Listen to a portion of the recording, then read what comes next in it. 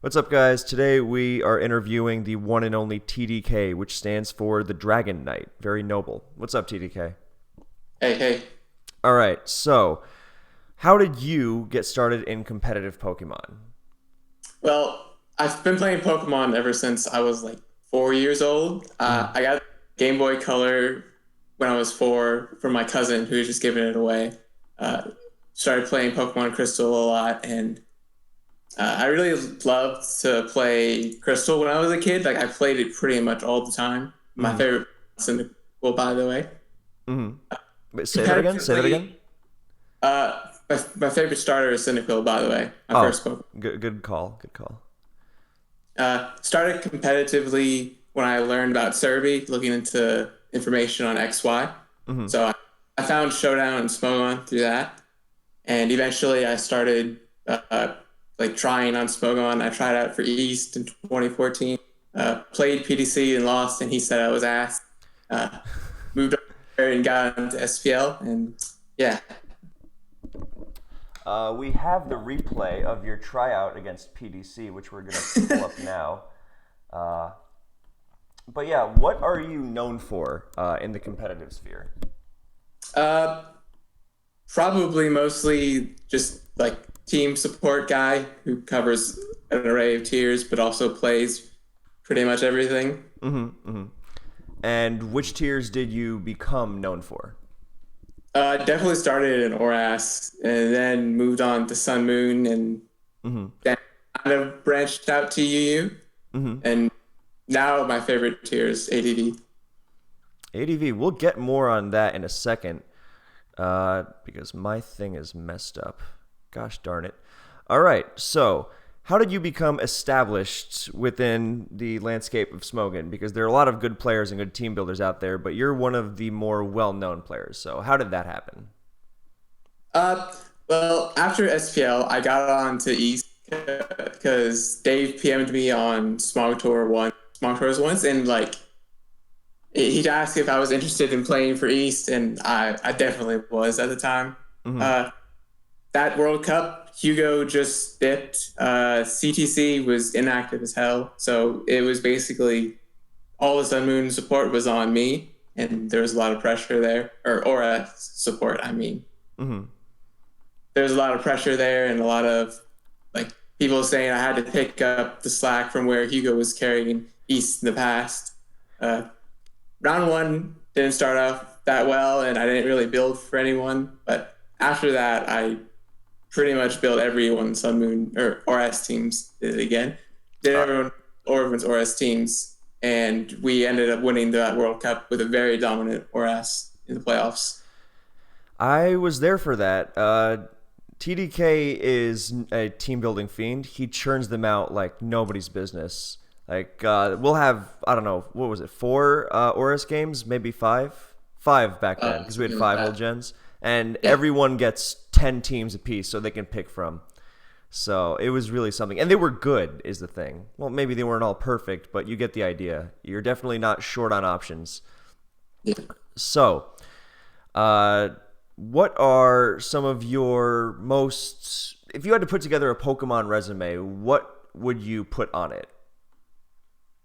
Well, easy start is the World Cup wins. We won 3 years in a row. Mm-hmm. In me and you and everyone else had Adam in there for last year, had John for all three, and Mm-hmm. had the whole supporting cast for the rest. That's definitely the first because it's the only real like win to my name, I guess. Mm-hmm. Uh, Put up 3 years of 7+ wins in SPL in a row, all with the Raiders. Uh, Mm-hmm. don't have anything to really show for it between SPL 8 ending with the Mazar ordeal and SPL 9 ending poorly and down to one game. Uh, Yeah. Beyond that, just consistent team building, I guess. Mm-hmm. So, I guess what are some of your competitive Pokemon memories that really stand out? Like, how some people have more of a like, oh, I won this tournament and that was the best thing ever. But for others, it's more about the community and the people you meet through it. and then playing with them, you combine both, and it's really fun. Like, for example, UUPL, some people live for that tournament. So Yeah. what are some of those moments for you? Well, the most vivid one is definitely my first World Cup. I played SPL before that, but the SPL team, the Tigers, were inactive. They were bad. I was bad. Really that great beyond getting a shot. The first World Cup was great though. I loved the whole team. Everyone was active. Everyone was motivated, and I was given like a real chance after potentially not starting early when I was like scouted by Dave. Yeah, I remember before that World Cup, then Dice PM'd me, and he said, if you guys don't start TDK, you're idiots, because he knows the most about this tier by far. Yeah, I remember talking to Dice quite a bit around that timeline. World Cup, we made a few teams together for him to use. This was 2015. It feels like it's so long ago, and it kind of was. Anyway, so first World Cup, what after? After that, probably the next would be SPL 8, our extremely dominant season. It was just crazy to think about. At the start of the season, no one really talked at all. Like, we just showed up, won, and then dipped for the week. The team was not crazy active. No one was like really great friends. It was mostly just you trying to put everyone together and get everyone talking. To some moderate success. Yeah, especially with some of the characters we had on that team. Yeah. Then around mid-season rolled around, and we had a fair amount of people who were still undefeated. Our team was doing quite well, and then Roscoe entered the playing field. Yeah, he didn't know how to use Discord on his computer for the first couple weeks. And I remember FLCL was like, "Oh, where's Roscoe?" And I was like, "He's on every day." And I was like, "Dude, why aren't you on Discord?" And he was like, "Oh, I don't know how to use it." The SPL 8 Raiders are objectively the greatest SPL team of all time. Not if you ask Shake, but well, Shake's a fucking idiot. So the Raiders were great though. That season was just crazy to think about. We had so many like great deals in the draft between my retain being 13K, Anti for 15. Who for 15? Anti. Oh yeah, Anti. Kratos Mana for those who don't know him by that name. Jade went for like 13, I want to say, maybe 12.5. I think Jade was like 8, wasn't he? No. He was double digits. Oh, all right. Either 11.5 or 12.5, I'm pretty sure. Ray going for 7K, which was third, especially with what he put up. Him going 10-0 was crazy. That was what a team that was. It's possibly my favorite memory on Smogon. I mean, it's hard to say, like pick just one, but it was really something special. Yeah. Like thinking about that season was that at some point we stopped worrying about the other teams and like how they were doing and just started hoping for each other to downfall. So oh yeah, I forgot about that. Like, hey guys, I'm gonna play. Okay, I hope we get fucking slammed. Yeah, we are actively rooting for the opposition. Oh, those are some good times. And then can't forget about the Falcons week. That was just crazy. Oh yeah, please tell the people what happened in the Falcons week. So, rolling into Sunday, we were down 1-5 versus the bottom half teams, like 7th place, maybe 8th place. We were down 1-5. We just cruised every week up until then. I want to say this was week 7. Our BD was absurd, but we're 1-5, and then that day rolls up, and we're just like, man, is this where our season like goes downhill? Is this where we lose our undefeated streak? And you started off with the win, and then Ray won, and then Tobes played probably the best series he's ever played. And then I smashed Sweepage, and then Roscoe won. And now it's 6-5. We're up.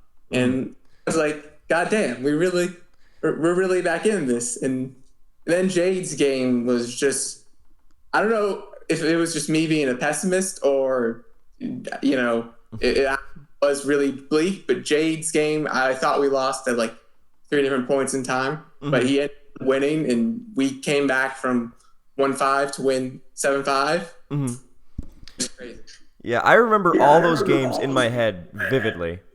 Also, I hear myself echoing on your computer a little bit, I think. Do you? Yeah. I'll turn volume down.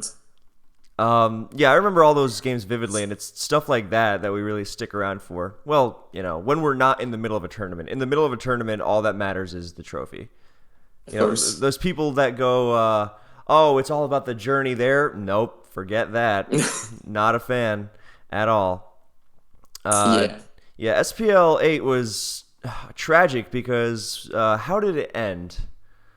Well, we lost to the Mazar bots. The Tiger, a trash ass team carried by Mazar's cheating.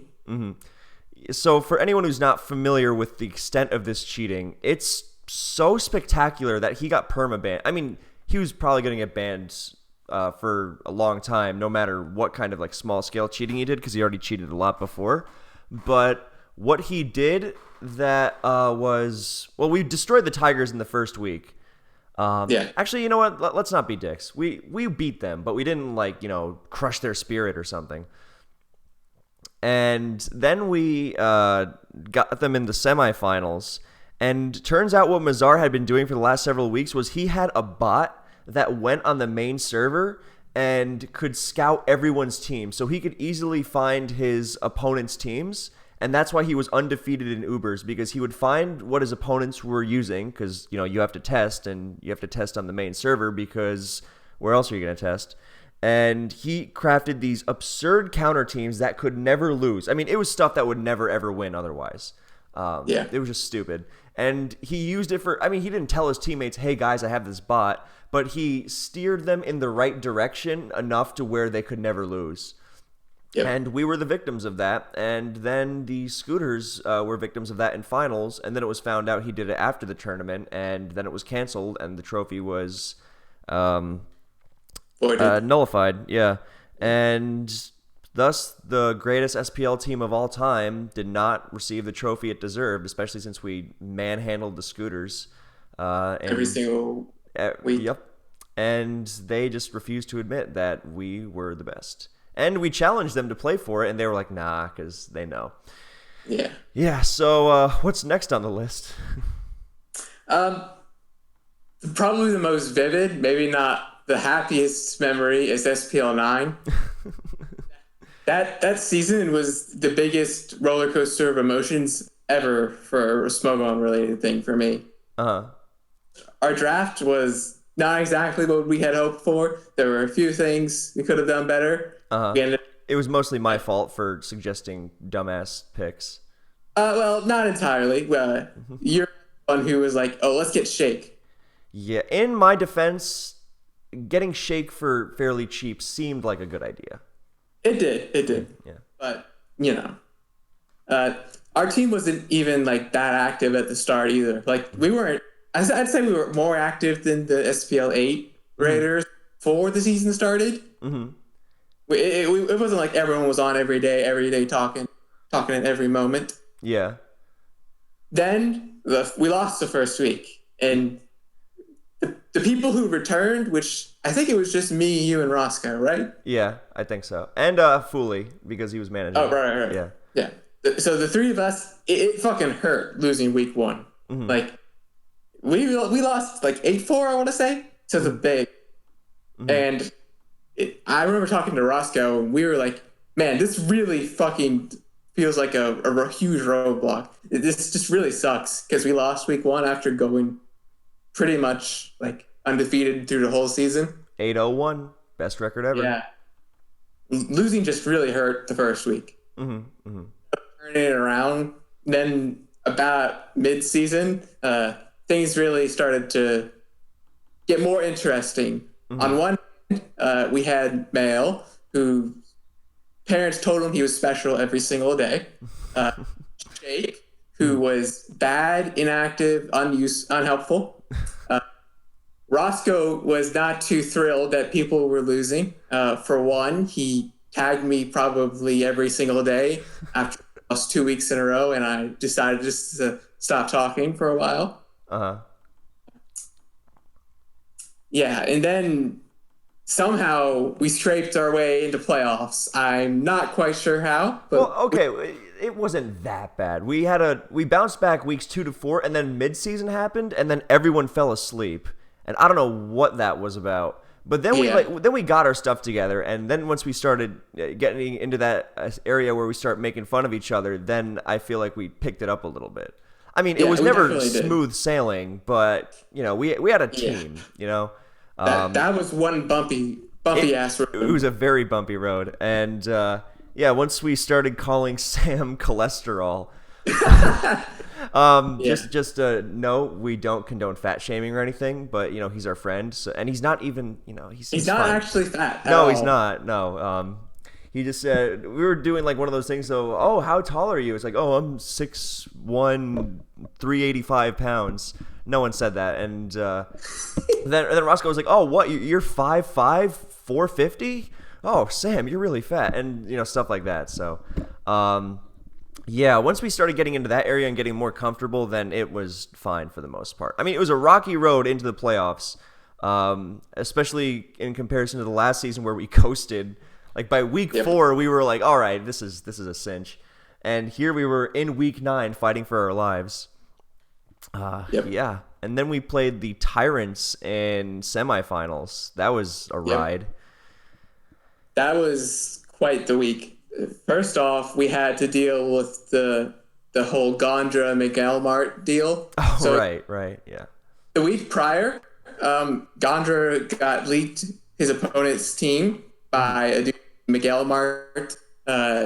He didn't really change what he was going to use off of the information. Hmm. But no one on our team reported it. And then ultimately, his opponent used a team that was similar, not the same. And Mail ended up leaking that to the captain of the opposing team. And then a whole big bout of drama happened, and some people on our team got in trouble for it. But still, no one got disqualified or anything. But Jirachi Phil dropped an ultimatum saying that either Mail has to leave for leaking or he's leaving. And we weren't starting Mail at the time, so it was a pretty easy decision. Hmm. All the while, this was like Tuesday, Wednesday of the playoff week versus the Tyrants. Hmm. So it was definitely interfering with the prep a little bit. Hmm. Uh, then getting into actual games versus the Tyrants. The first win was Metagross on Friday, and then I won on Friday night versus Hmm. Blunder. And then after that, it was just so many stressful games. There were so many weird wins, lackluster losses, and then Jirachi getting a clutch flinch versus UD. And Hmm. then it ends up 5-6 Sunday night. Last game is doubles with MVC versus Stacks. And no one understands doubles except for like 3 people. So Yeah. it's like, And are we a little winning? bit of Roscoe kept PMing me, are we winning? And I was like, dude, I don't know. a little bit of context for this though. Sam's just fresh off of an '09 doubles bout in Snake. Hmm. He lost every single week. So, needless to say, we were a little bit stressed out about it, Hmm. Hmm. considering Stacks was one of the higher rated players coming into the tournament. Hmm. I remember Roscoe saying, "Go leading into that day, I'm gonna kill myself tonight." It was extremely stressful Oh, it watching was. waiting for that game, especially when you have to wait like 3 hours between the last game and his game. Yeah, it's not like the if the games are back to back, then at least you don't have that awful waiting period. Waiting for a game to start is worse than the game itself, by far. For real though, Yeah. we waited so long for that game. Like when you're stressed and you're waiting for something, you're just like, okay, well, I could be doing something else, but I don't really want to because I'm just thinking about this. Yeah. It's like, you want to All eat you can dinner? think about. No, not really. No, not really. And ultimately, Sam ended up winning. We went to tiebreak. Hmm. we picked DPP because we had either Roscoe, who put up one of the best records on our team, or yourself, who's the notoriously great DPP players. The Tyrants ended up picking UU. I ultimately ended up playing UU against Christo, and we moved yourself to OU and put Roscoe in DPP. To which we faced Zomog, the curious decision to put him over Blunder in OU. And me and you ended up winning our games in OU and UU, and we moved on to finals. I still remember that vividly. I remember where I was exactly because I wasn't on when you played, but Roscoe texted me, and stuff like that is just amazing. Like no matter how much that season had its low points, and it had its low points, then stuff like that, really that you can at least take away from it. Maybe not right after the fact, but later on. And then finals was oh my god, finals. Finals was it was like the week prior in terms of interesting wins and really really poorly played losses, but it's multiplied. It was so much worse. I don't even want to mention Ricardo versus Updated Canto. But beyond that, we still had some lackluster games and lackluster losses, and then some curious wins that put us into it. Like I remember, was the third to last or second to last game was you versus Solwind, and it looked so over. You apologized, saying, "I'm sorry, guys. I thought like for losing and ending the series at turn 2 or 3, and ended up winning." That was a heart stopper, yeah. That's maybe for you, but our heart were beyond stopped for that one. Right. Because I still had to play, so I could distract myself. Meanwhile, you guys were just in that whole cloud of anguish, going, "Oh my god, it's over! Life is pointless." I remember Jirachi was so confident that it wasn't over, and everyone was like, "Dude, you're out of your mind." And then he ended up being right. Really? I don't even remember that. I remember thinking maybe because Keldeo was amazing, but anyway, and then our last game was Sam again. Down 5-6 with Sam left to go again. This time we had a little more faith in him because he clutched it for us last week, and their doubles player was less notoriously well known than Sam was, and he pulling out again in dominating fashion, if I remember right. That's the only doubles replay I would ever actually voluntarily watch. And then we get into another tiebreak for finals. This time, again, we're the lower seed, so we have to pick first. We chose DPP again because our three best players on that team was myself, Roscoe, and Kevin. So we didn't want to put anyone else in. I don't think there's anyone else we trusted enough to put in, bar Sam for clutching it 2 weeks in a row. But picking doubles in a finals tiebreak is a little unsettling. Yeah. Because it's not like we didn't trust him to beat Merle again. It's that we weren't sure. No one knows the tier well enough to assist him in building, to make sure he's not using something ridiculous. Like earlier in the season, he used a level 1 Rakshit. In fairness, that was because we won the week. So, and we were just messing but regardless, around. though, here is a relative unknown land compared to us singles players. Right. Ultimately, Roscoe lost to Solwind. There was that one turn where Solwind needed the para as he switched, and he just wrote. I mean, he played amazingly, but that one para almost just gave him the game right there, or gave him the opportunity to win without being too risky. So that game was crazy to watch. It was insane. Yeah. And then you're immediately after. You were scheduled for the next day. The next day was my birthday, and after that game, I was like, dude, I am not playing this on my birthday. Forget that. The last year, Kevin got mad one time, and then I was like, okay, I'm going to play. After just explicitly getting real mad at some people on our team Discord, and then he slammed by Pojus. Yeah, I played like shit in that. And then me and Roscoe saw Kevin being real mad after Roscoe losing to Solwyn, and we were like, "Oh no, is this gonna happen again? Is he gonna get mad and play bad and get smashed?" But Kevin ended up winning, putting it all down to me versus ABR in the last game. Mm-hmm. Team wise, I felt pretty expended. I feel like I didn't have anything to inspire me to build a great team. Like obviously, I really wanted to win. I just didn't have any great idea of what to use. Ultimately, I picked a Mega Venusaur Scarf Zone balance with Gliscor. Mm-hmm. I feel like my matchup was pretty meh, but I played my way into the game to have a good chance. ABR got kind of greedy with a Stealth Rock that gave me a chance to put the game in my hand, but he ended up freezing my Mana Zone, which instantly ended the game after the game being heavily in my favor. Mm. That ended that. Yeah, it was especially sour because you had beaten ABR in the actual finals game. Yep. Which no one's going to remember. Worst birthday ever. Playing. Yeah. Happy 22nd, Kev. There goes the trophy. Yeah.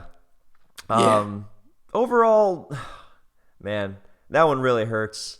I feel like I might be the most, well, you actually might be at this point too, but the most motivated SPL player of all time because, well, I guess Ojama's up there because Ojama's had it slip away in finals a lot, but still.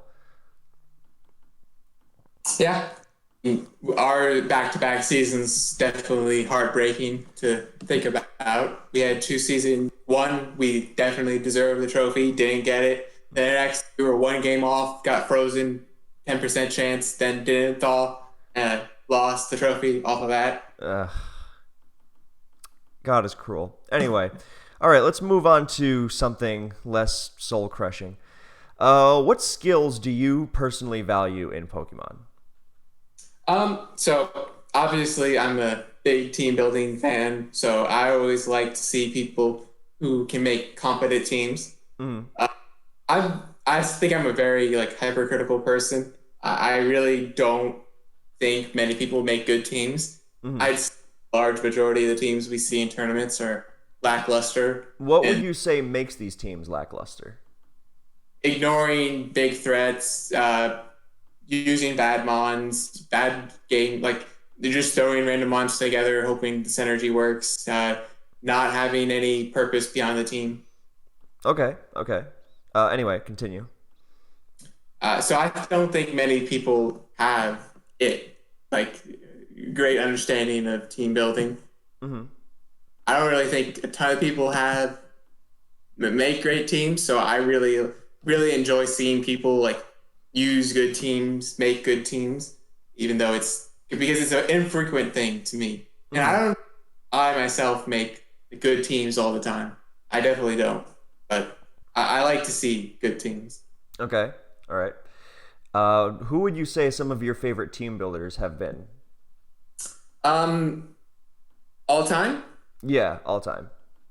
For one, Hugo was my favorite starting out for sure. Mm-hmm. I love your teams in older gens. I love ABR's teams in current Sun Moon. Mm-hmm. What about ABR and Oris? Not as big a fan? Not really. I feel like his direction is completely different than mine. I feel like some teams of his that are definitely good, but his whole building strategy is not something I totally agree with. What do you mean by building strategy? Well, you know how ABR is. He's always like, okay, well, X, Y must have Z. Right, yeah. So, for example, this is something I'm totally making up, but Gliscor must have Magnezone if it's SD or something. Yeah. Yeah, okay. That type of thing. And he also, his ideas of what we need to use versus X player, also I differ with a lot. Mm-hmm. Okay. All right, that's fair. Talking with him about prepping together for a tournament is interesting because I feel like we meet a common ground because ours are pretty different philosophies, but I don't think we're that different overall, in terms of making Oras teams, if that makes much sense. Like I think our teams are functionally pretty similar, but the starting point is extremely different, and we have some different philosophies for how to go about that starting point. Can you give one example of that? Um,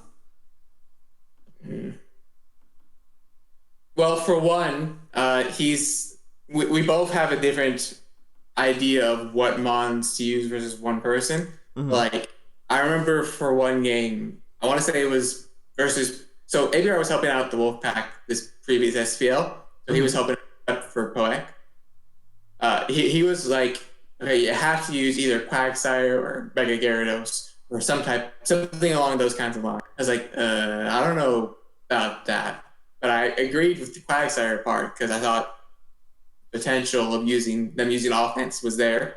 The Mega Gyarados thing just didn't really make sense, and there's also a ton more options. I feel like were viable versus him, but he narrows down to a handful or so. Okay. Whereas you like to put together a lot of teams. And I pick like from that. a lot of ideas of what I think is good versus someone, and then narrow it down from there and maybe build some teams with it.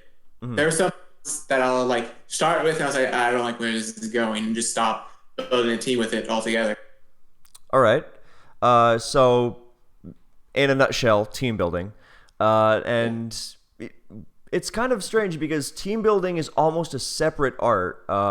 Back in my era, before you were even born, then I'm not going to say it was exclusively people using their own teams because that's ridiculous. But it was definitely expected to be part of your package as a player to be able to build teams. And nowadays, it's almost the complete opposite. It's kind of a rarity. Yeah, I've definitely witnessed some of that change, but definitely not to the extent that you have. I know that like people don't really build their own teams anymore. They don't really have to. There's so many resources out there. There are. People realize that you can just, the teams get posted, you can ask for them, you can steal them off a replay, you could do any sort of thing. You could get by a friend. It's rare that people like really build their own teams anymore. It's a lot more rare than when it was a few years ago. That's why I like guys like Tala, who are consistently churning out their own kind of thing. Yeah. All right. Do you have any currently underrated team builders? I'm guessing you're not really a fan of Will of Fire because he's kind of insane, but yeah. Or I guess Bengay is on that same kind of wavelength. But anyone you particularly like? I don't really think Ben Gaze can be qualified as underrated. Right. That's fair. Anyone who you have noticed as, hey, this guy makes some pretty decent stuff? I've seen a few teams from other people that I like quite a bit. For one, I've seen some teams from Tala that I found interesting. I've seen teams from Swappa that I found interesting. FMG's made a few teams that I've liked to an extent. On South this year, TPP, Team PokePals, another three-letter acronym from a cringe former username, made some pretty good teams. I was pretty impressed by him. I did not expect to hear his name. That's actually quite cool.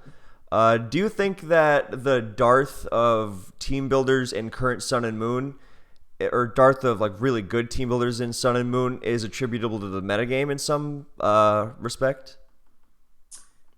To an extent, I feel like the metagame is deteriorated, not in the sense that it's just gotten, well, in the sense that it's just gotten worse over time because people realize, oh wow, this is a really good threat. Oh wow, this is really hard to kill. This is mon's just really fucking good. People just they didn't really spam the brokens as much before. I think that there were less of them. There were a lot less of them. And now there's just so many mons that are so good. That are just so good that I don't really think the tier is centralized and that great as it was before. I feel like it's not really equipped to handle them in more than a couple ways. And that leads to the amount of truly viable teams really being narrowed down. Is that it? Yeah. Okay. Yeah. I feel like it's also a lot harder to make a viable team. Like the standards just drop significantly compared to another tier.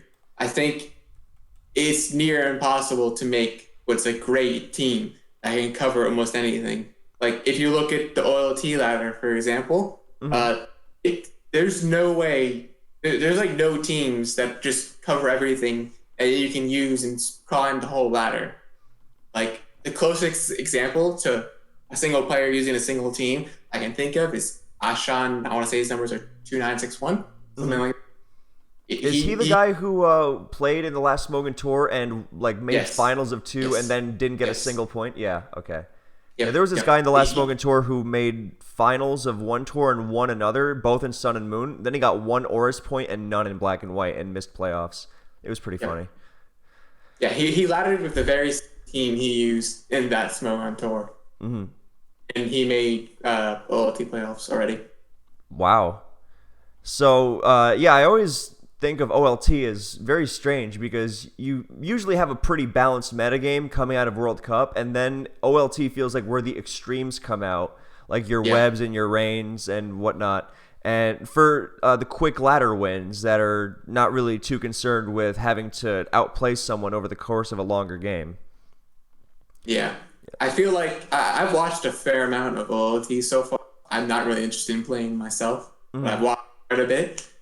Rain is definitely something that's skyrocketed in usage for ladder, and that's not really surprising because it's fast, it's good, it can win a lot, but there's just so many different styles of teams, and there's so many teams that just beat each other. It's almost like rock, paper, scissors, except for there's more than just rock, paper, scissors. There's many things that just beat each other.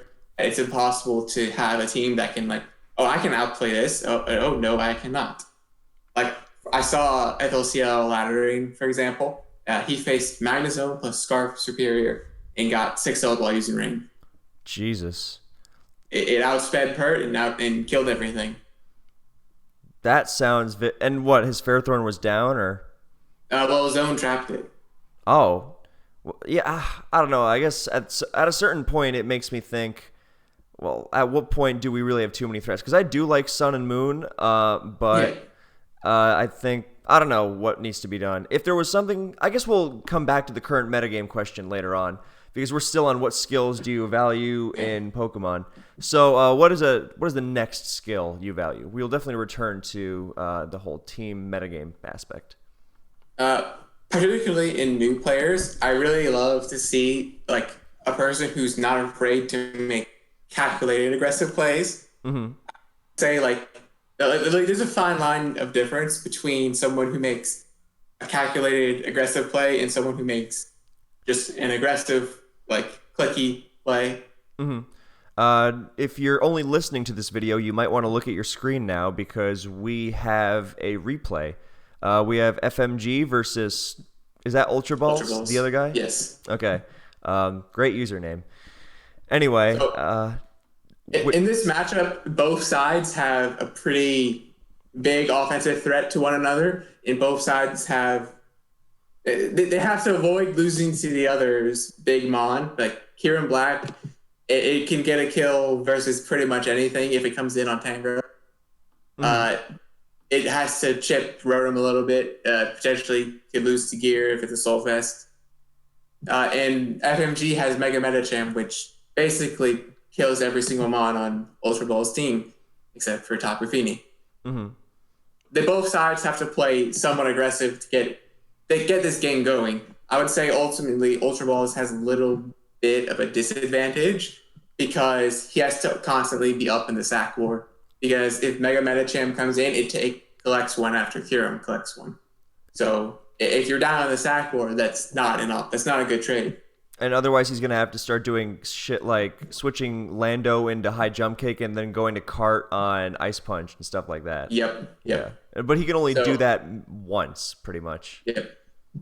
So here on turn 12, he brings Mega Metacham in on, or turn 11, he brings in Mega Metacham on Kyurem, takes out the Fini, and then HJK's the Kieran Black coming in. That was what I would think is a like, Wait, calculated.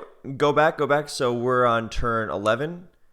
Yeah. So the Kieran Earth Power is the Rotom on Volt Switch. The Medica Metacham comes in. It uses Fake Out just because it's safe, I guess. Mm-hmm.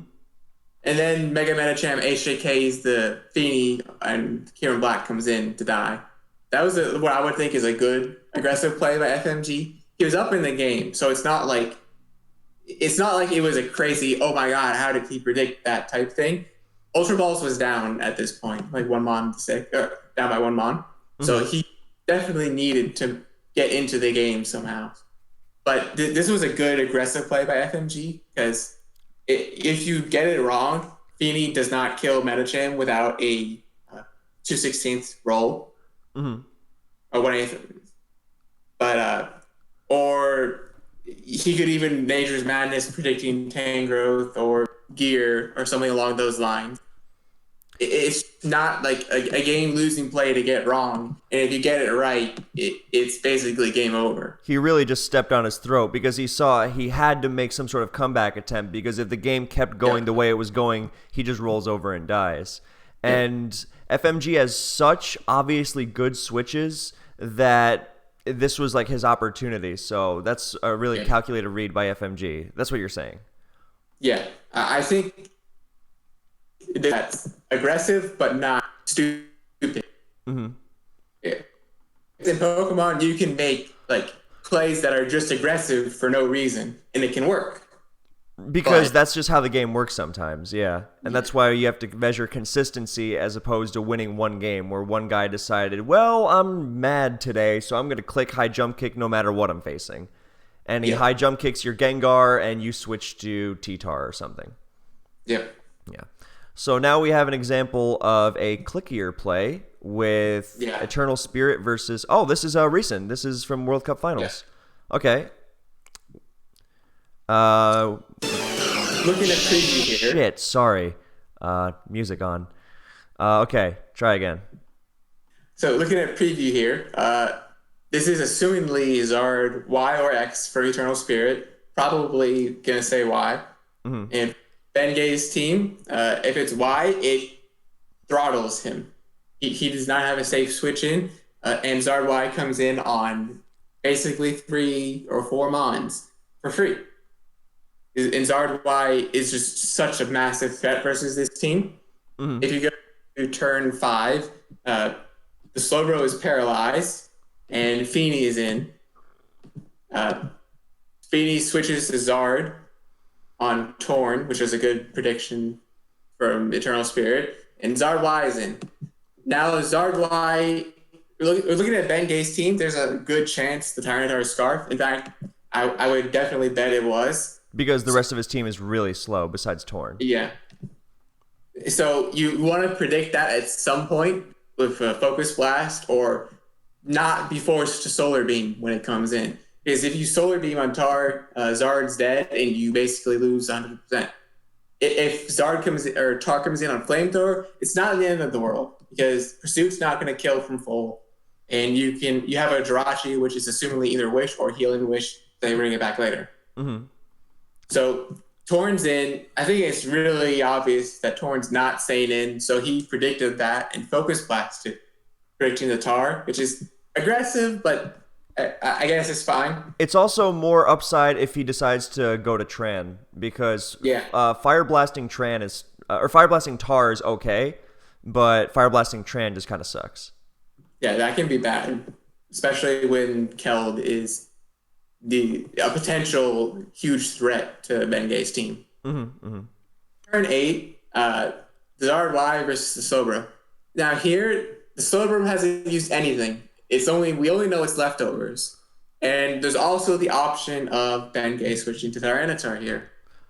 And so between all of that, it's not really smart to stay in because there's so much risk at potentially just losing the game if you don't predict Tyranitar to come in, and if you stay in on a potential status move or something along those lines, as you focus blast or fire move, it could be really bad for your Zard, which is definitely the win condition here. And focus blasted the Slowbro and dodged T-Wave, which was actually huge for Bengay.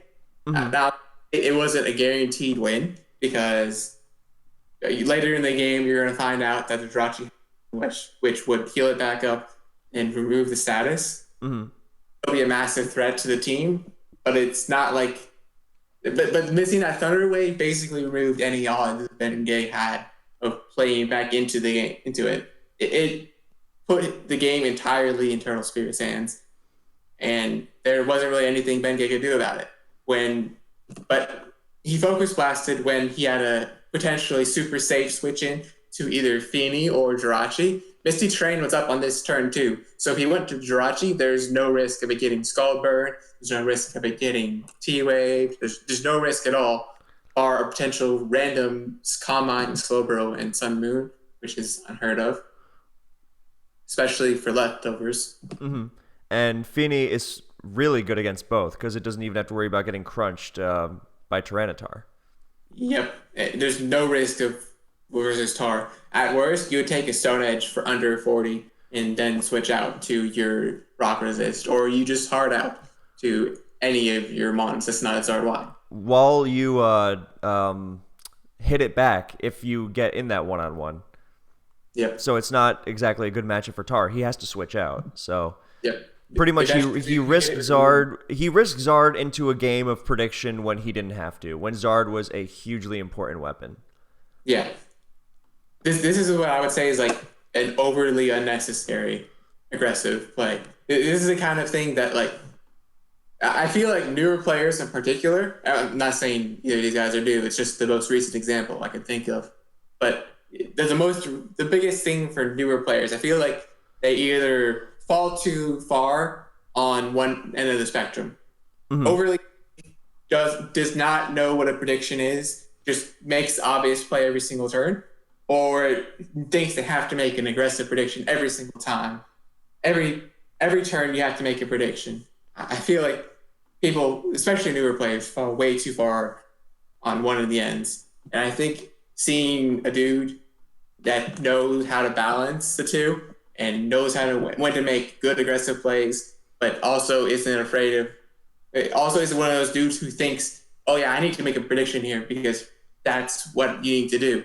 You can find safer mid grounds. Like just watch Brofist play. He's the epitome of safe mid grounds. Great mid. He is the epitome of that. He just he plays to the state of the game as opposed to some preconceived notion that you need to predict because you're just so sure he's going to do something. So, and when you play to the state of the game, you avoid doing stuff like, oh, well, I predicted him to switch, but then he set up that Pokemon that was dangerous to me and swept me, when I could have prevented that if I didn't go with the move attack 1 versus attack 2 point of view. So, I think that was good. Now, we're going to get into an interesting area of some of your favorite teams from your history of Pokemon. And TDK is known for this, so we're going to be here for a while. But that's a good thing. That's a good thing. So the first team, tell me about this thing on my screen. Gardevoir, Gliscor, Mola, Mungus, Tran, Latios. I see 2 regens. Gliscor, I assume with Taunt. Mega Gardevoir for wall breaking. This looks like XY. Yeah, this was like right after Hugo started the Mola craze in World Cup 2014. I watched some of those games and I was like, I like Mola. I think this is cool. So I made this team. This was probably my favorite team of all of 2014. I used it a lot. I really feel like this was the embodiment of the kind of teams I like to use for a long time. It has the process here was I really need the core was Mola, Gardevoir, Gliscor. Double taunt with Gliscor and Gardevoir, and Mola heals up Gardevoir plus the other Mons on the team. Amoonguss was the adequate switch into practically everything. Ultimately, I went for Assault Vest here because at the time I was a ladder player mostly. I played a lot, so I was worried about Gengar and Assault Vest Amoonguss without play, so I could actually switch into Gengar. So I Mhm. have no resist. That reminds me, now that you mentioned the process, then sometimes a lot of people ask, what's your process for making teams? And I personally don't really have one, but I guess I'll spring the question on you while we're here if there's really something you do. But for me, it's basically, I mean, I know this sounds bare bones, but it's find out what I want the team to do and then do my best to make that happen. And I guess it's kind of an abstract concept because if the point of my team is to volt switch a million times so that I can keep getting Terrakion in, how do I make that happen a lot? But it would make sense. It's like Rotom volt switches out on grasses and it comes in on waters. So I want to get Tran in for my Stealth Rock because that draws in water types. Rotom comes in, volt switch, boom, Terrakion is in. That's a black and white example. But what's your kind of thing for that? So typically, for a team tournament, I'll look at what my opponent uses. I'll be like, okay, they look weak to this. Oh, I want to use this time. This sounds good. Oh, this one's broken. That's kind of start with, and depend after that, it varies a ton. I could be picking. I could be going off basing off of core. I could be basing off of a single mon. I could be basing off of up to like four mons. That type of thing. My process, I guess, varies a ton. It's hard to pinpoint an exact one, but if I'm starting with, say, a single mon, the Mm-hmm. first thing I do is either I'll look into typical counters for that Pokemon. I'll look for ways to break for it. I'll look for ways to cover it defensively. Tyranitar is weak to Keldeo. I have to have a Keldeo switch in. That type of thing. Or Bisharp and Scizor are good because they break for each other. That type of thing. Mm-hmm. It spans from different ways, different types of strategies for different types of teams. It's hard to say I do one specific thing, but I'll through experience of team building a long time, I'll say that I have sort of a mental checklist that I go over subconsciously for every team. I'll be like, okay, I need a ground here because I can't let Volt Switch be absolutely free. I need a ground immune. I need XYZ resist. I need Stealth Rocks. I need removal if my team is remotely weak to removal, or spikes are really good in that tier, Mm-hmm. or if most of my mons are grounded, or if my mons are really vulnerable to T spikes.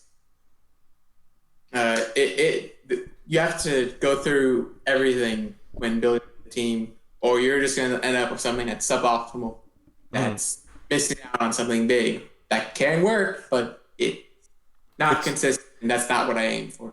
right. So you're not about gambling as much.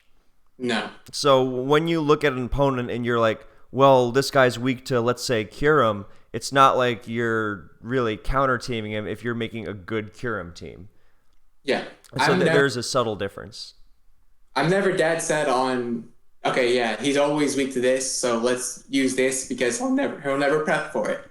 I remember one example. This was SPL 7, which is now nearly 3.5 years ago.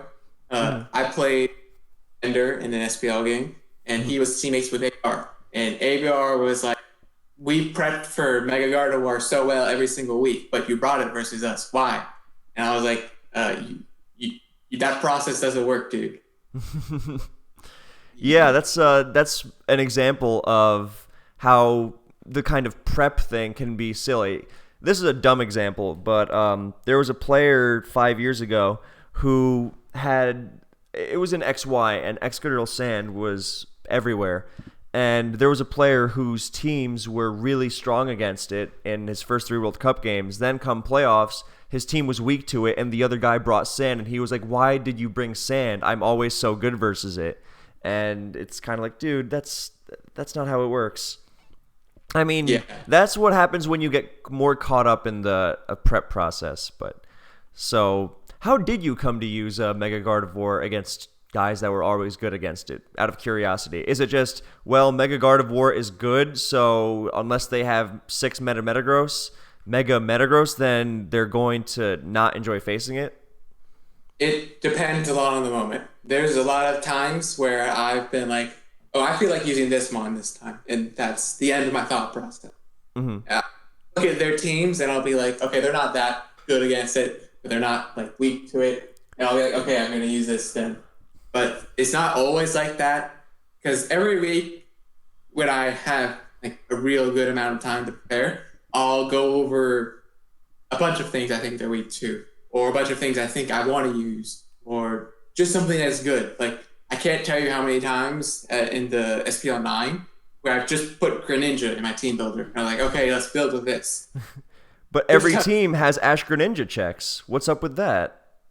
Yeah, I mean, Ash Greninja in particular is just the mon that can beat any team. It just can win in Steamroll and Snowball, and it can do everything for such an offensive mon with only one set. Mm-hmm. So you're really more about doing your best with a certain kind of team rather than getting too wrapped up in the prep process, because while it's nice to see that the other guy always loses to Magearna, at the end of the day, your Magearna team has to be good because you never know when he's going to switch it up, or basically you're more of a subscriber of beating the whole metagame as much as you can. Yeah. Okay. All right. A good example for that, I've used Volcarona teams before. Mm-hmm. Volcarona that usually it's a matchup fish kind of mon. It's not like quote unquote cheese, but it's a mon that either smashes at preview, has the potential to win, or does nothing. Mm-hmm. I don't use teams with Volcarona where I win or lose based off of Volcarona sweeps. I'll use a team that can either break for Volcarona to allow it to win, that can either win without Volcarona, or I won't use it. There's just nothing else to it. I'm not going to use a team that relies entirely on facing a specific matchup, because I don't think that's trustworthy and reliable. Mm-hmm. Isn't it a little disheartening when you see so much success from players who are like, they press the fuck it button a lot. They're like, I'm not going to face that. I want my auto win in these and that matchup, and I'm just going to go away with that. Yeah. Back in 2015-ish, 2015-ish SP2 SPL 7 time frame, ABR and I actually had like some unspoken beef between the two of us, like some petty jealousy, because I didn't like the attention he was getting because I felt like he was a super matchup fishy kind of guy. I think he on specific matchups and got them consistently, which props to him, but that's not going to work forever. That's not art. It's not good. It's taking advantage of worse players, or players that don't put as much thought process into it as him, while I built more well-rounded teams, but didn't win as often as him. Mm-hmm. Would you say that part of it might be, well, I guess the tournament circuit, and both the circuit, I mean by more that it rewards best of one kind of stuff, in which you only have to win once. Like, because a live Smogon tour is very different from SPL, or even single elimination tournaments like OST. And there's more emphasis on winning that one game or that one series rather than having, and with how fast information spreads, the metagame develops really quickly. So it's more, you might even say with the current state of the metagame, you'd be better off shooting for your good matchups and accepting your losses, because you just have to win that one. And we're not in really a place where you're going to be using the same team consistently over and over. Yeah, I mean, people have fished for matchup and people have gone in. It's not like it doesn't work, but it's not what I aim for. I aim for a balance between the two, I want to say. Like, you're building a well-rounded team that's going to work versus whatever it faces, but it's also should work versus what they like to use. Right, because it's stupid if they always use, I don't know, Charizard Y, and you roll up with 5 Pokemon killed by Charizard Y and a Keldeo. Yeah. All right, so that's fair. All right, so let's get back into the team. So this first team is the one being used by Stathicus in this replay against Axel 10. So tell me about it. So this was my first World Cup Finals. Zarwai was not super common at the time, I want to say. Mm-hmm. But it was still a great mon, and I don't want to say like, oh, I created Zarwai type of teams, but this team was really similar to something that Blue used a year prior, which Pro over Slowbro, I want to say. But with what over Slowbro? Azumarill. Yeah, I remember he also used a Slowbro version, but I always thought, well, that's kind of cheeky because look at how well this team does against Landorus, the Sheer Force variant. And yeah.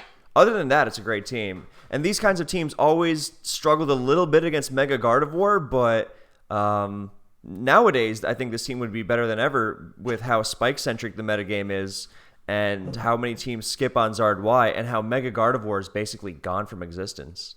Yeah, Mega Gardevoir basically just doesn't have a real niche anymore. Mega is like its usage is absurd right now. It's easily the most common Mega.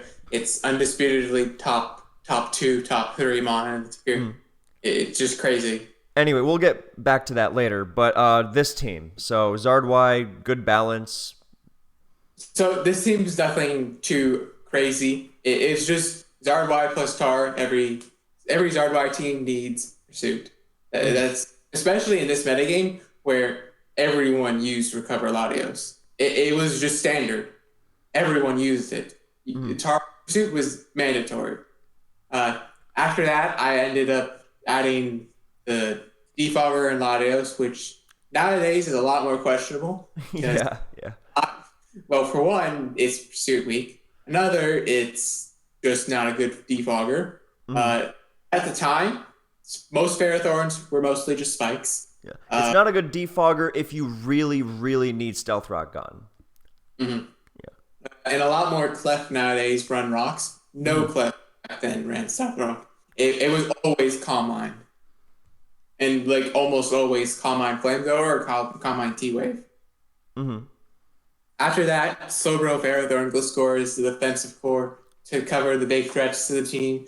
Gliscor is just a Spadef behemoth. It gives me a good switch into Heatran, which I feel like at the time, Zard team struggled with quite a bit.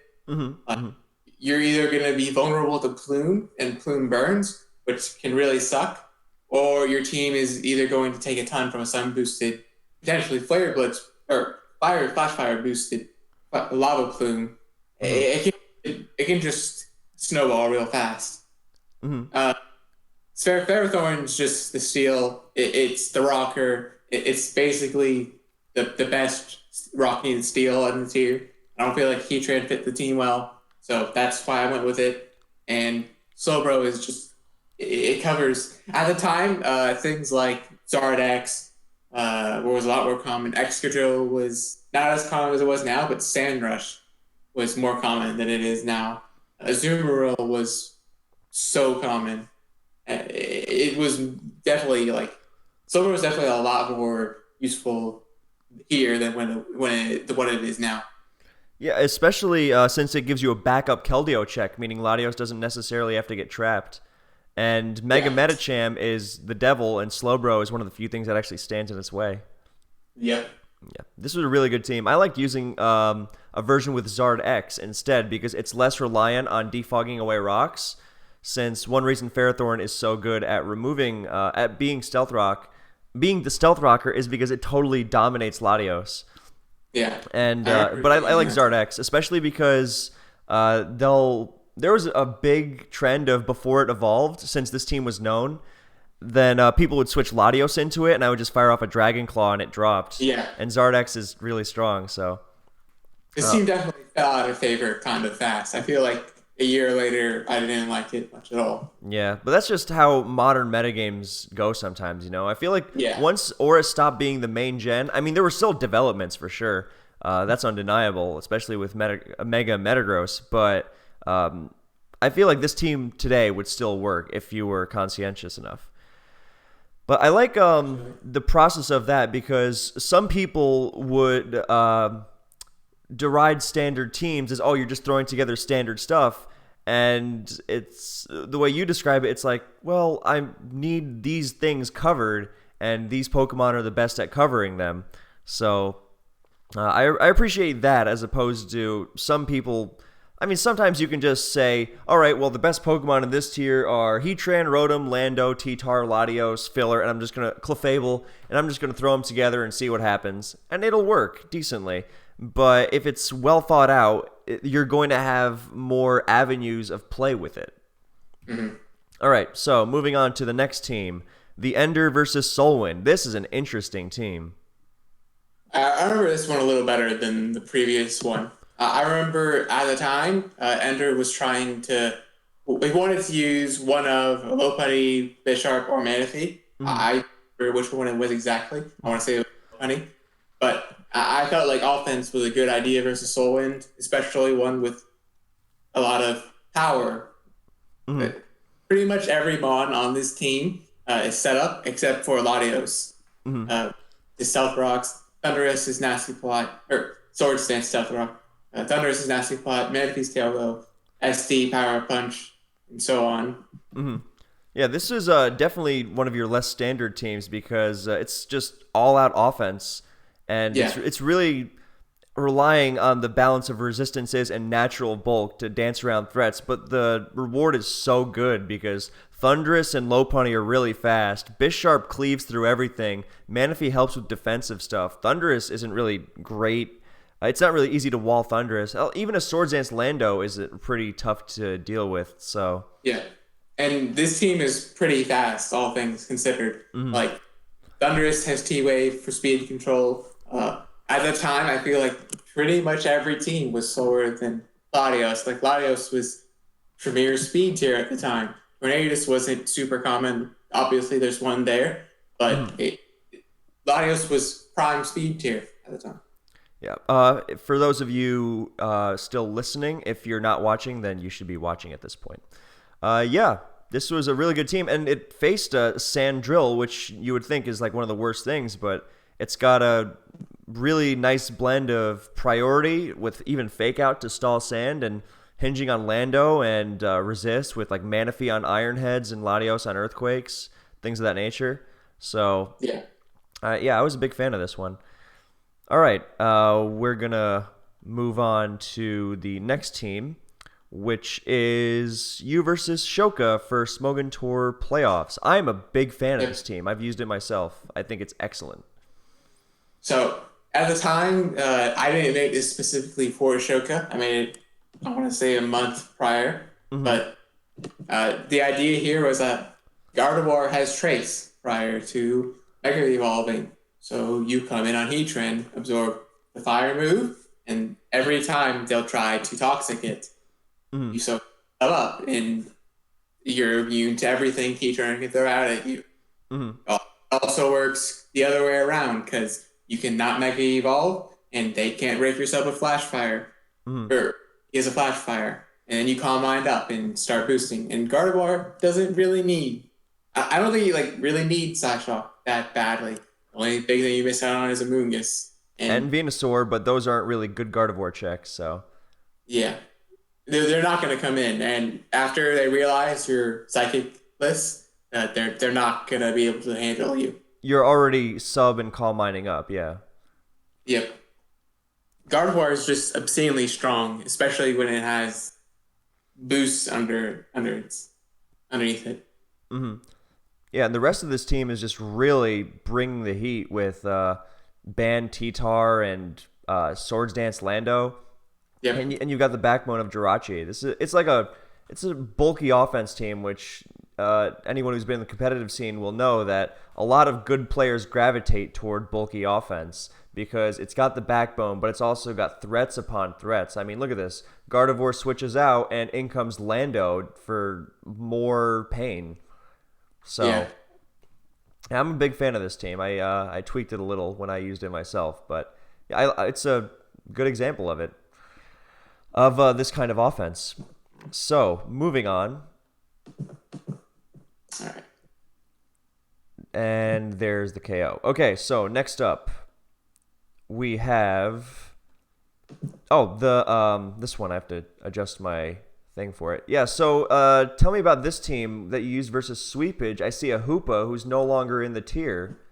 Yep. So around this time, I didn't really think too highly of Hoopa in the tier. Yeah, this is SPL 6, by the way. Sorry, 7, 7. which is 2016. And the previous games were all 2015 World Cup and then Smogon Tour Fall 2015.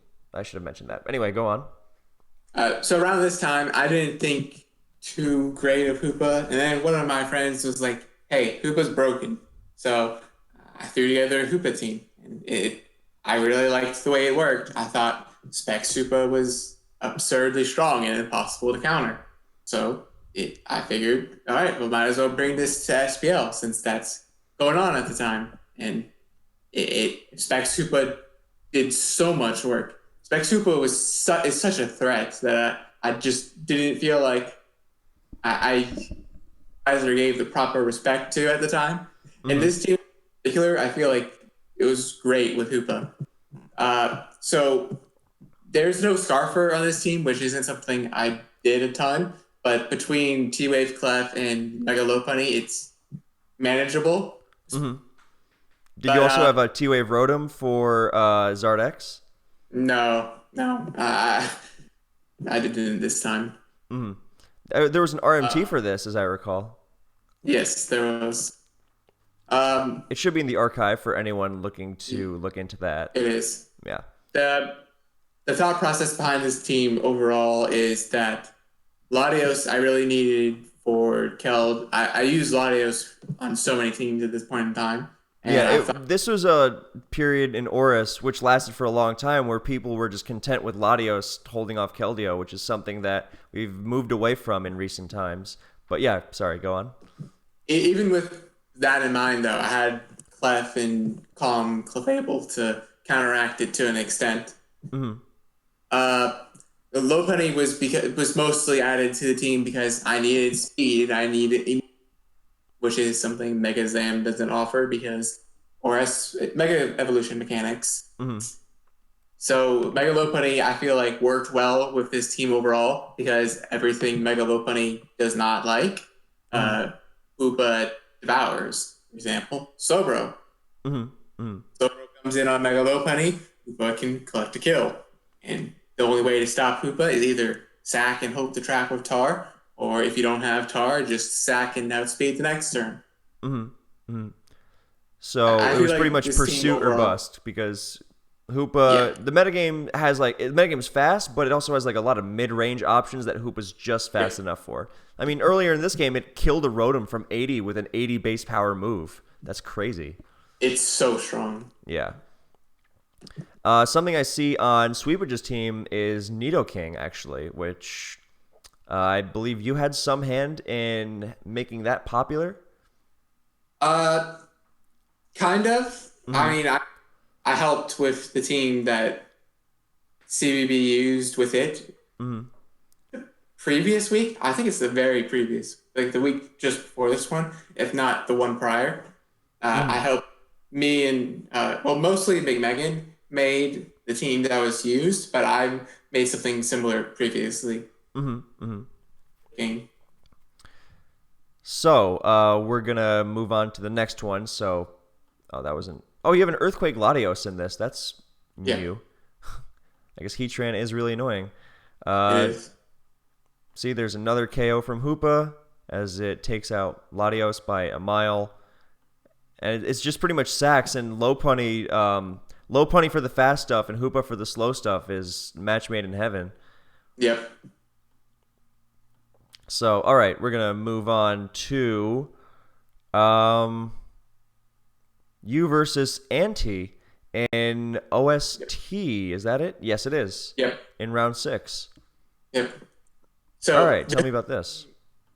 this game, this team in particular, I've kind of been known for using before. I've hyped this team up a lot. I felt like it was too obvious that Anti wouldn't like expect it, and even though he can do all of the sets, I was confident in the fact that I think this team can beat pretty much anything. Mm-hmm. Mm-hmm. At this point in time, this was easily my favorite team. It had plenty of breaking power. The Bisharp, I switched between Sword Stance and Taunt. On the latter, I used Taunt to break stall. Mm-hmm. The end during one suspect run went like 40-0 with this team while running Taunt Bisharp Mm-hmm. because it broke stall and every other mon beat every other team. So this is probably your frailest team because I mean even the low punny team had some semblance of bulk, but this you got a bunch of frail characters here, guys that can't really take a hit. But like in this game, then Zard goes down and Azumarill comes in and starts taking shit out. It's Jolly too because it outran Rotom. Yep. Jolly Rotom is great, or Jolly Azumarill is great because every Rotom was not fast at this point in time. Mm-hmm. And you've got Jirachi just in case of you've got the interim Keldeo switch and Starmie, and then you got Jirachi to revive Azumarill later. Yep. Wow. Yeah, I remember this team. It's one of your more well-known ones. Yeah, I feel like this team is pretty self-explanatory overall, though. I just tried to cover as many threats as possible. Landorus is Landorus. It's great, and when you don't really need its defensive utility, like if there's no Excadrill, there's no Zardex, nothing along those sorts, that you're free to just throw it away turn one. It's Sash, Rocks, Boom. So you just hit them up and then explode. Yeah, I like that even the paralyzed Zard was able to do a ton of damage here. Yeah. All right, moving on. This is the most in-depth what have your favorite teams been so far. I might require this for all future guests. All right, so we're going to get 2 replays for this next team, this is World Cup 2016. Yep. So, Dragon User versus Frizzy and Brofist versus Fruit Dealer. Yep. So I made this team pretty early on in World Cup or even prior to it. The process here was just I wanted to use SD Garchomp. So I started with that and I went from there. The team's it's pretty straightforward in terms of sets. Pretty much everything's... If you played the metagame at the time, I would say everything's pretty self-explanatory set-wise and pretty obvious at preview. Mm-hmm. This team saw a ton of popularity. I know for one that Blunder loved to use this team like for a year, like a whole year and a half after this. Even against Scarf Moldbreaker Excadrill, the one only threat. Yeah. Yep. I had a habit around that time to ignore Scarf Excadrill, which does not work anymore, but it did for a time. Mm-hmm. This team, Garchomp is big defensively for this team because the team is pretty weak to Scizor. Rotom, Garchomp plus Healing Wish Jirachi should be enough, but there's a lot of situations where Scizor can be too much and overwhelming for this team.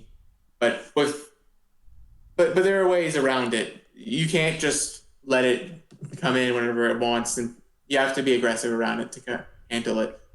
But that's probably the biggest threat to this team. But beyond, I feel like this team covers a lot pretty well. I think it's really strong too, and this matchup Dragon User has isn't great, but I think I'm going to skip through the Fruit Dealer one really quick because this is a really crucial game, and we relied on it for a big win.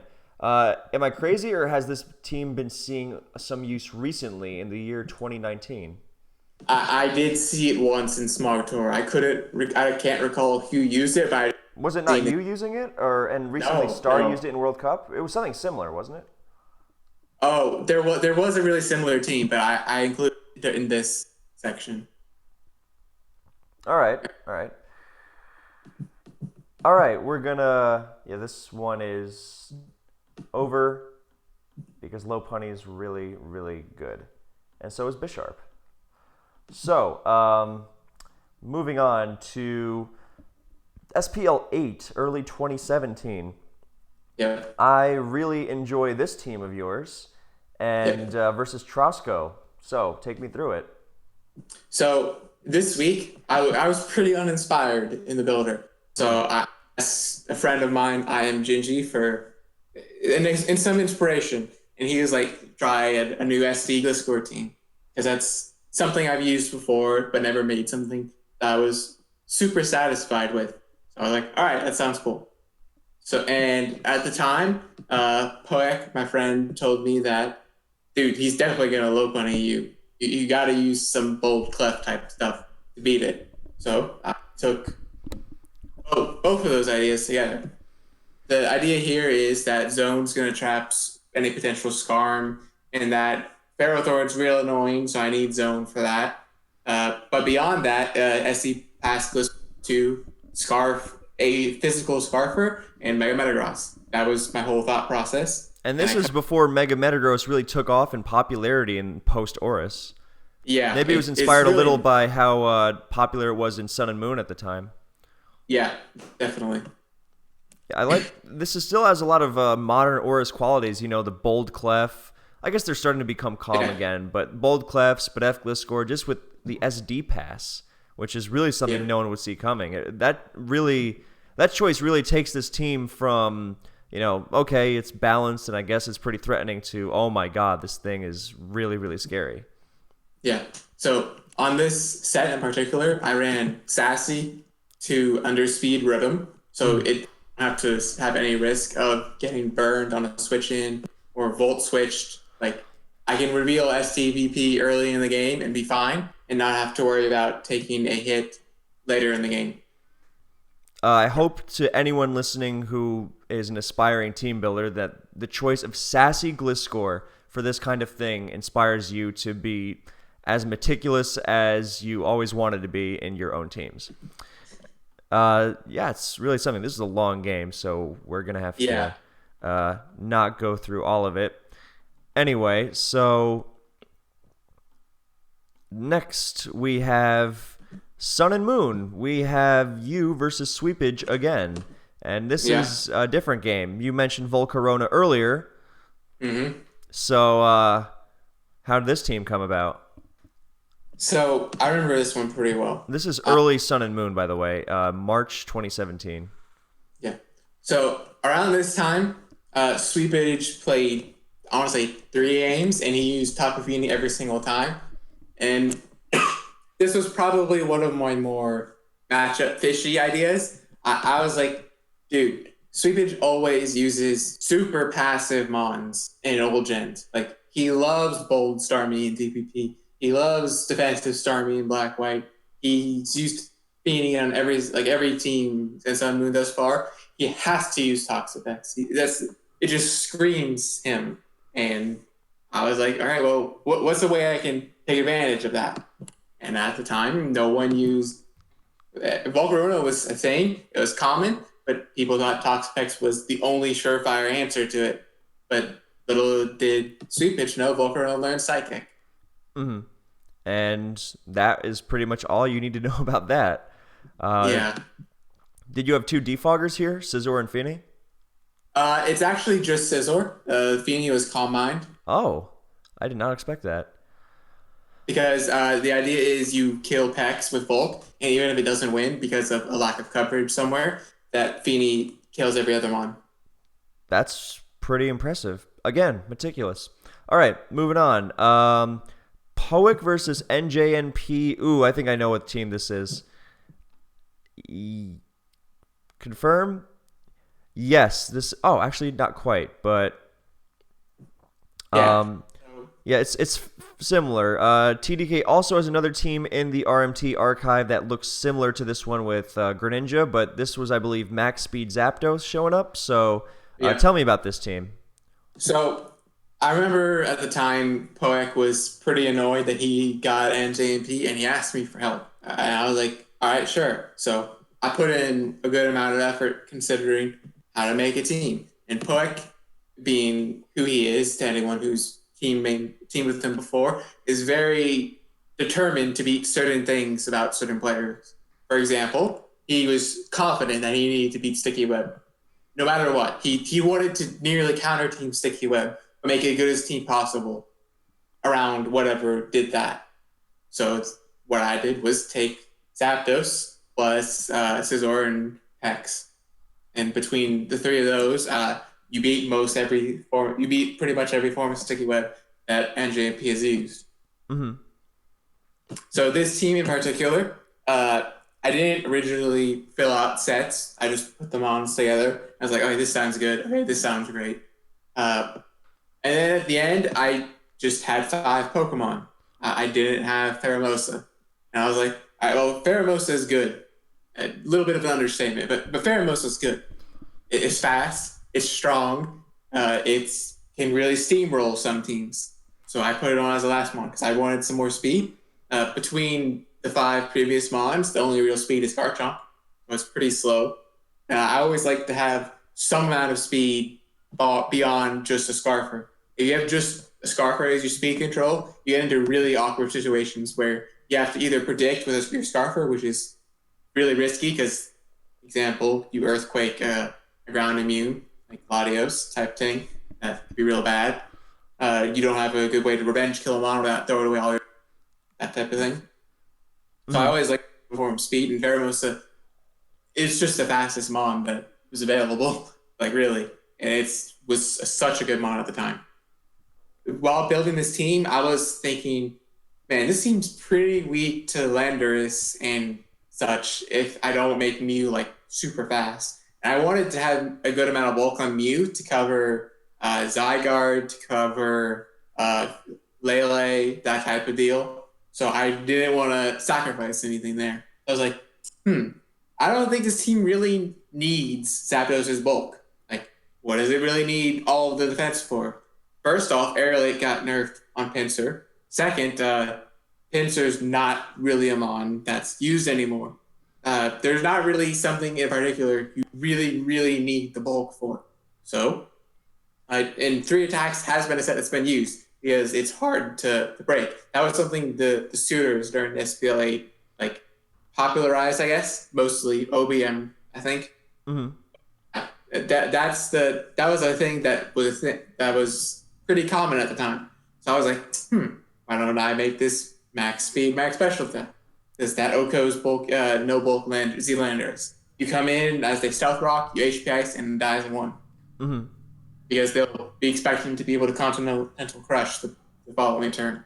And max special attack Zapdos is pretty strong. I've seen like this set and this team on this team 1v1 to Clef. As it discharges, it gets 1 pair and it Clef's dead. Mm-hmm. And it was also really nice for Zygarde, as I recall. Mm-hmm. Because at the time, Banded was the most popular set by far. And a lot of Zygarde would come in on Zapdos. Because HPX doesn't kill. Zygarde does a ton with Outrage / 1,000 arrows. Most teams are pretty vulnerable at 1,000 arrows, considering it breaks immunities. So yeah, Zapdos was the real clutch thing for this team. It really helped everything together. It was pretty successful at that because it was really good against stall. Since with defog and pressure and well, there's no regen on this team. I know there's Toxapex. Sorry, I was thinking of the Amoonguss one. But yeah, there was so you could pretty much just outstall stall. Yeah, you let Zapdos get burned, and then in most every stall at the time ran either Momo or Pex, so you get scalded with that. And then Zapdos pretty much pressure stalls everything except for unless you get it knocked by Sableye, that type of thing. Mm-hmm. All right. Yeah. Moving on, we have the RMT is the link is right here. I'm just gonna open it real quick. There's no real game to tie to this team because I never used it. It didn't really get like a specific game where it was showcased. I just made it and gave it to a few friends, and one weekend of Smog Tour, it got used like 47 times. I remember. I was there for that. That was the craziest week because I remember looking at usage stats at the end of that Smog Tour season, and it was the second most used team, and it was only used one weekend in out of 3 weeks of Sun Moon. That was a big one. And it's in Yeah. the archive. All right. World Cup 2017. All right. Now, versus Yusuke. Oh, this is a Yeah. fantastic team because this turn one is amazing. So this game, Boom. There it goes. It's dead. Continue. so my thought process here was that I thought Scarf Cartana was pretty cool. At this time, no one really used Scarf Cartana. Mega Metagross just got banned. Pheromosa just got banned. So Metagross in particular was a big thing preventing Cartana from really being good or really being popular. It blocked a lot of potential from Cartana. So people didn't really accept that Cartana was a legitimate mon. It was an absolute meme mon. Like it was circuitry tier before Metagross got banned. No one seriously thought it was good except for NJ and P who used Timid with negative attack IVs to make it boost speed. Yeah, and that was stupid. So Yeah. So I was like, all right, well, Cartana's cool. It's strong. Pair it with Bulu, so grassy terrain's up. So Leaf Blade does a ton, and then went from there. This team is pretty much straight offense with Assault Vest Magearna, which was pretty common type of style team at the time. because Ash Greninja is the worst, and it also got help from Bulu giving it some recovery. Yep. So this team is pretty much just 5 threats plus Assault Vest Magearna. And the thought process here was Landorus is the Stealth Rocker. Bulu, didn't decide on the set until I picked the whole team, and I was like, well, can't really use SD because I don't want to use any other item besides C, and Landorus is much better with Z. I don't really want to use any kind of scarf type thing, so I was like, all right, well, let's use Banded. At the time, pretty much every Bulu was offensive SD. There really was not. Scarf wasn't a thing. Spadef wasn't a thing. Bulk Up wasn't a thing. There really was only like offensive Z move, like offensive SD and Bandit. So I was like, okay, let's just use Bandit then. And Bandit wasn't really that popular, hence why he decided to throw away Pex turn 1. And then Bulu's really, really strong. Yeah. And then after that, ABR in particular was like, yo, Cartana's really good. And after that, its usage skyrocketed, and it was absurdly common in Snake following tournament. Yeah, I remember it mostly used like defog sets. Swords Dance Defog was one set. Yeah, at the time, it didn't get knockoff. People didn't use Giga Impact on it like they do now. So really had no coverage options. Like Leaf Blade, Sacred Sword, and Smart Strike, and that was pretty much it. So all right. Moving on to World Cup 2017 semifinals. This is one of my favorite games of all time. So elaborate how this lovely Kyurem Coco combination came about. So I've never used Kyurem. I don't know, but beyond my very first World Cup where I used Assault Vest. So I was like, it sounds good. And Spain is notorious for either bulky offense or fat. So I was like, all right, well, let's use this. And I thought, okay, well, every Kyurem needs a Coco. Because Coco Kyurem is just such a good core. And Sun Moon, boosting Fusion Bolt is absurdly strong. So after I started with that, I decided I wanted to, all right, well, Scizor is the best to pair with that. Scizor is the best what? Sorry, you cut out. It's the best mon to pair defensively with Coco Kyurem. And every time, every team at the time in the metagame, Bulu was like God. I can't put into words how good Bulu was in this time because people won't really understand it. So between Scizor and Tangrowth, I was able to cover Bulu adequately. And another big thing at the time is offensive Magearna. Offensive Magearna was absurd at the time. I was like, okay, well, we should ban him, and no one else really agreed with me. But offensive Magearna at the time was so absurd. If you think it's hard to prepare a team with offensive Magearna now, let me just tell you that I suggested camera, unironically, just to switch to Bolt Beam and Stabs Magearna. It doesn't do it well, but it does it. Mm-hmm. Camera was used several times in World Cup in big games. Yeah. So, yeah, but after that, the team pretty much fleshed itself out simply. Scarf Latios, Rock Slenderous, because I had the Z move option available, because I much preferred Life Orb Kyurem to the ever common Z Freeze Shock. Mm-hmm. Because it's not as problematic if it blows its load on the wrong thing. I mean, Freeze Shock kills pretty much everything it comes into contact with, but you really like having that sort of flexibility, right? Yeah, and its fusion bolts become even stronger for Magearna if it's Life Orb. I'm not really worried about my team. Mostly, like, I want it to be good the whole game. I don't want a one and done thing. Mm-hmm. Another thing we saw in this game was Lando dropping to Specs HP Ice from Coco on the first turn. What was that about? Yeah. So no one really used Specs Coco at the time. It was cool. You guys. Cutting out a little bit. No one used Specs Coco at the time, and I thought it was very cool, specifically for Landers. Because defensive Landers easily choose HP Ice from Coco. No one used Specs. No one used Life Orb. No one used any kind of thing like that. Shuka wasn't a thing like it is now. So I figured, all right, this is cool because you'll learn Landers and then Volt Switch for days. Because if Landers drops, so free. Just look at his team and what he does to Volt Switch. Landers drops. Yeah, we saw the effect of that when Coco got in and Volt switched all over the place right afterwards. Yeah. Around this time, my friend Brofist was a huge Coco hater. He was like, Coco's trash. Coco's bad. I don't want to use Coco.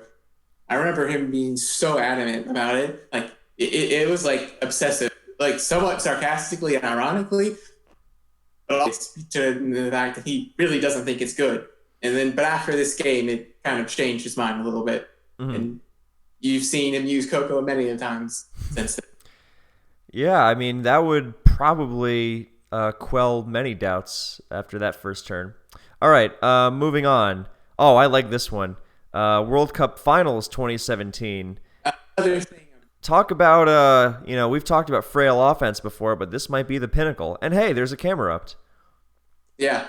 So one thing here, I was like, Black Oblivion strikes me as a huge, must prep type of guy. He's the kind of guy I feel like was going to go hard with the prep, especially considering I know he was good friends with NJ.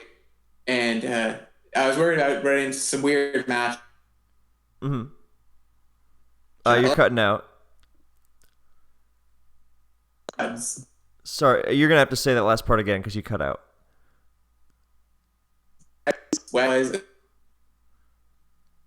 Cutting out? Still? You're still cutting out. And with webs up, you're faster than Bulu. Sorry, but you're going to have to say all of that because you just cut out really hard. So my thought process for this, that I was facing Black Oblivion, who really strikes me as a prepper, a bit kind of guy, and I knew he was good friends with NJP, so I was worried about running into like a weird or an awkward matchup, right? My thought process here was, let's use something I've never used before. So I decided to use webs. The biggest thing here. Shit. Come on. Drops. Oh, wait, sorry. After biggest thing here, then it cut out again. The biggest thing here is a zoom. At this point in time, most people used Tangrowth or Bulu as their grass of choice. And I was like, all right, well, Zoomerl knocks out Tangrowth, and with webs up, Bulu also drops. And my coverage of choice here was Waterfall. So return knocks It was Waterfall out. What? Waterfall Return. Mhm. So Fall is stronger versus a lot of things, such as Celesteela in one Mhm. particular. Return. Ugh, internet. This game is cool because you see Doug Trio tectonic raging a Is great Landorus. because he's Sorry, you off cut out really big weird time coverage again. of an You cut out big time again. X. Yeah, your net's not being great right now. Yeah, The obvious Lander Jesus. is on to take advantage of this. Um, I did not get like 98% of that. Um, but I'm guessing like sticky web plus gravity is really really cool since Yeah. it lowers the amount of things that can actually revenge kill you. Like suddenly Latios isn't revenging anything. Oh man, this net is getting bad. I hope it fixes itself soon. Still I there? feel like yeah, I am. Okay. So we're gonna skip past this game since the net clearly doesn't want us to talk about it.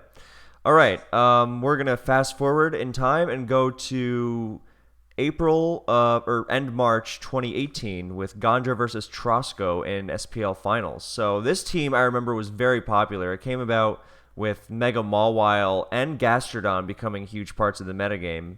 So tell me Yep. about that. This is Ultra Sun and Moon now. Yep. So around this time, it was SPL. I was really wanting to win this SPL final because the year prior was SPL 8, where the Mazar thing happened.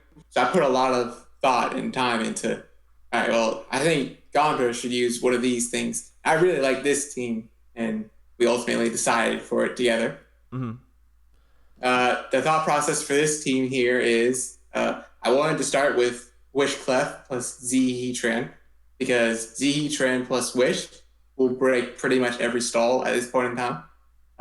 Mawile was the optimal mega for the team because I feel like it wanted some more breaking power beyond just Heatran. I think Heatran at the time is like I don't want to say it's a one trick pony in the fact that it's because it's super good and can run different sets, but in the fact that if you have a counter to it can be annoying in that it's not fast enough to break teams on its own. Mm-hmm. Mawile was the option, the mega of choice here. Gastrodon is at the time I thought Greninja was like absurd, impossible to handle, impossible to cover between Ash and Protean Gren. Mm-hmm. So Gastrodon's the best thing ever because no Greninja runs a ground. So let's just counter it with Spit Gastrodon. And funnily enough, ABR had the same idea, and there were 4 Gastrodons in 2 games. Yes, that's correct. So we also saw the Stealth Rock Soft Boiled Wish Clefable, which I believe EO came up with, which was really, really Yeah, strong. it did. That set was so popular in that point of time. It It was. just usage. It was incredible. It was just so Yeah. reliable. And once the metagame started being more and more offensive and less focused around passive damage, and once Zygarde got more and more ridiculous, then it kind of died out. But for a long time there, it just enabled so much. Mm-hmm. Yep. So this team was really, really powerful. It's got the backbone. It's got the big offensive hitters, and Z Heatran and Mawile together are just ridiculous. And yeah, this team was really popular for a long time afterwards. Yeah. So moving on, since this game is long, and Gondra eventually wins once, yeah. So here's an interest. Oh, this team is fun. This team is very fun. This was the team with the 3 suicide leads. Blunder versus Yep. Odeosol. 3 suicide leads, and then some broken setup stuff. And yeah, so how did this team happen? So I attempted to create my own kind of screens team. I felt like I didn't really love the one that was super popular. Mhm. So the biggest thing here was so obviously you need Coco, obviously you need Magirna, obviously you need Zygarde. So you have those 3 down already, and you're just going from there. Uh, I decided I thought Greninja was great because with sub Zygarde plus Greninja, you could Toxic Spikes up turn one and keep them up versus non-Pex teams. And Zygarde just loves Toxic Spikes so much. It's Mhm. so like sub with Toxic Spikes up. Since it just makes Tangrowth and Bulu into setup fodder. Yeah. And On I also like particular, that the team with the screens team, also with spikes, becomes a lot harder to deal with. yeah, it really does. On this team, I ran Scald Greninja because I thought Ice Beam's one, too obvious. Two, is not that great in general because you have Taunt to prevent Fog, and Scald, like, yeah, it's fish, basically. It's just a move that I can collect when I need to, but it also has the potential chance of burning because you're not going to be collecting it really that Mhm. often. And how Uh, did Mew as the setup sweeper of choice happen? well, I thought that I didn't really need a Z move on any of my pre. And I was like, all right, well, let's think of some Z moves. And I thought, well, Mew's cool. And behind the screen, really hard to take on. I've seen plenty of games where it just 1v1s pretty much everything, even in Ash Greninja, because you just Fire Blast does an absurd amount of damage at +2. You 2 KO it with ease, and with screens up, you can easily combat the Ash Gren. Hmm. Uh, on this team in particular, I had a plus special attack with a ton of investment on Landorus with Life Orb. So you Oko opposing defensive Landorus and outspeed them and just Oko them HP Ice so they don't get rocks up. That's Because amazing. this team doesn't have any removal. Rocks can be annoying. And I already had Life Orb on Landorus because, okay, well, Toxapex, you get a T-Spikes, and that's really annoying. That's really bad. Uh So I huh. couldn't so I didn't want any Mon that wasn't setting up to be able to let Toxapex get up T-Spikes. Because if T-Spikes go up versus this team, it's game over. Hmm. You have no shot of Oh, winning. it is. Zygarde and Greninja and well, I guess Zygarde and Mew are the big ones that get affected by T spikes, but Coco and Yeah, Gren don't like them either. yeah. Since Gren or not Gren, since Zygarde and Magearna both don't have Z moves, and what are they? Well, Zygarde is soft sand to Hmm. boost its thousand arrows power. Magearna was metronome, was a set a friend of mine suggested, Hmm. like just as a fun idea, and I was like, oh, that sounds pretty cool. And it's come in handy multiple times, Like especially when versus. you're T-bolting Toxapex over and over. Yeah, I was about to say exactly that. That was a big thing. And I also had situations where in the end game, Ice Beam, the power from Metronome with Ice Beam increasing, it's actually really relevant because I've had like a Coco die to an Ice Beam that it shouldn't have before, or an Excadrill die to +1 Ice Beam after using it the turn prior, that type of thing. It's actually like been surprisingly clutch.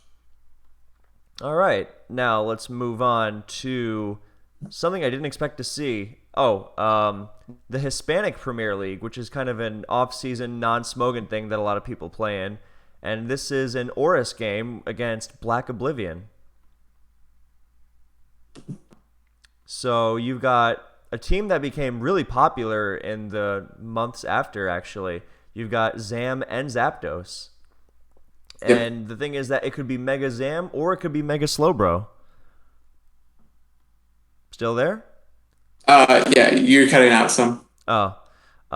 Yeah, this against Black Oblivion here in HPL, then you've got the Zam Slowbro Zapdos team. Notable because Zapdos is kind of rare in Oris, especially on hazard stacking stuff. You usually see it on harder stall stuff. And both Slowbro and Alakazam could very easily be the Mega. Yep. So during this HPL, I wasn't like that was not for fun.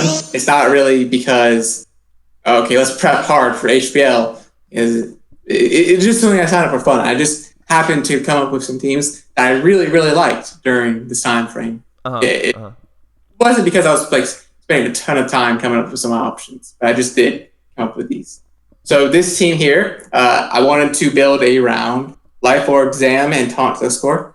Taunt Gliscor at the time was not as common as Sword Stance, but it was still pretty relevant. I think it was a really big stall break. Like it just fucked up Fat really well because Taunt knockoff is really annoying.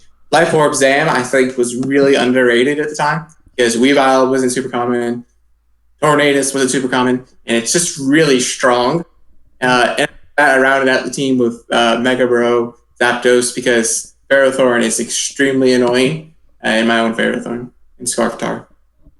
I like the team. It became really popular, and I think there were variations with regular Slowbro and Mega Zam for people that were like, I'm going to use Weavile and Assault Vest Torn, and because those two are really the only things that stop Life Orb Zam from being astoundingly good.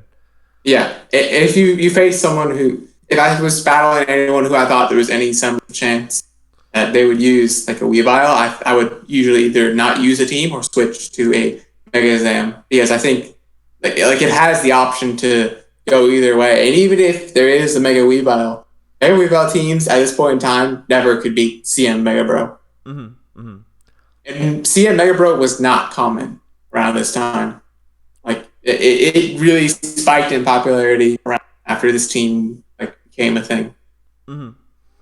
All right, so we're gonna go to another HPL game now versus Joya, also in Oris. Yep. So this was for HPL finals. I made this team earlier in the season. I was like, I don't know. This team also became really popular. I remember you used it and the Zapdos team as well in World Cup. Yeah, I used two teams that I used in HPL and World Cup the following tournament. Yeah, you went 3-0 in that. Yep. So this team is pretty straightforward. I just wanted to use Specs Keldeo Sand. Uh-huh. And sorry about that. Ferrothorn was Spike Surge. Sorry, say that again? Covers pretty much everything. Mega Slowbro plus Ferrothorn is great because you help versus pretty much every physical mon. You're cutting out again. And cover things like Latios that so you don't have to switch Scarftar in like you.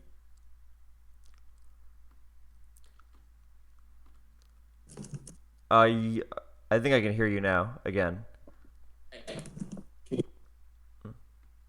Actually, not so much. They sound better now. That's good. That's fine. Okay. So where did you cut out at? Just something about what was being covered on this team, but you wanted to use Keldeo Sand. That again.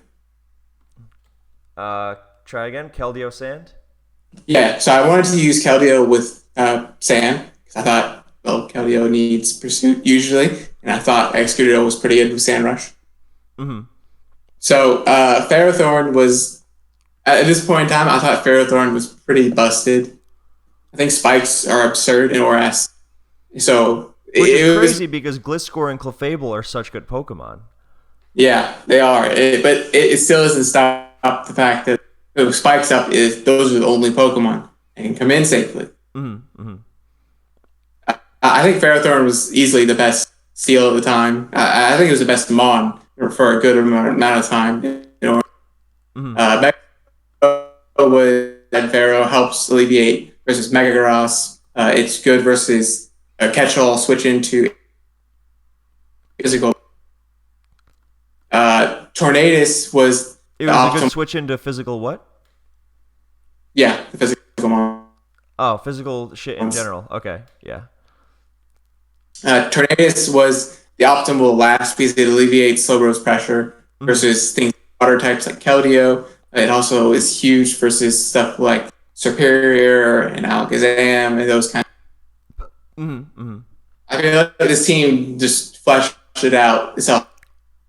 And the biggest thing I guess I did during the team building process was, okay, well, Mega Slowbro should have Fire Move because Ferrothorn is such.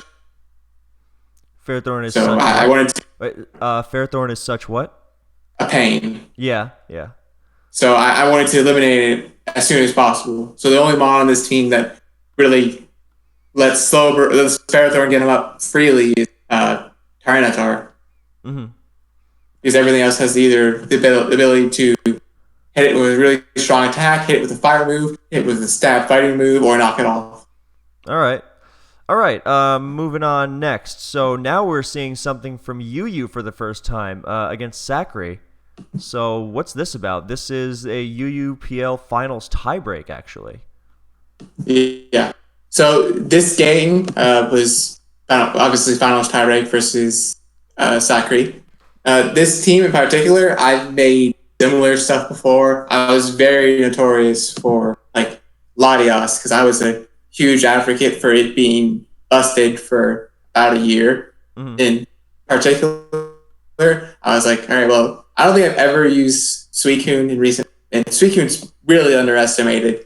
So I made a Suicune team, and after that, I was like, okay, well, Aggron is good. It's probably going to fit its way onto any Suicune team. And Floor is really huge for Suicune to immediately wake it up, Aggron back up with a wish. And so I checked on rest on Aggron to just so I could just run a heal bell on it. And I filled out the team with Latios because Latios covers so many things and it's so hard to cover itself. Crocodile is basically the Landorus of UU, to put it lightly. It just was mandatory practically on most teams. And Hydreigon, at the time, pretty much everyone ran Scarf Hydreigon. You didn't really see anything else. I was running Z with Defog here. It was interesting that he stayed in turn 1 with Manectric, since I thought Crocodile or Hydreigon was usually Scarf too. Yeah, so I guess he just assumed that I would U-turn or that he would not. I was curious about that. I moved on pretty fast. Mm-hmm. Hydreigon like perfect defogger. It doesn't beat the big rockers like Aggron, Steelix, that type of thing really safely. But I wanted defog really badly on the team, and I thought Z Hydreigon was good because at the time no one really decided to use fairies that often, which was really curious to me. Why do you think that was? I don't really think people just truly respected Hydreigon beyond like Scarf. Everyone just thought Scarf was the only thing.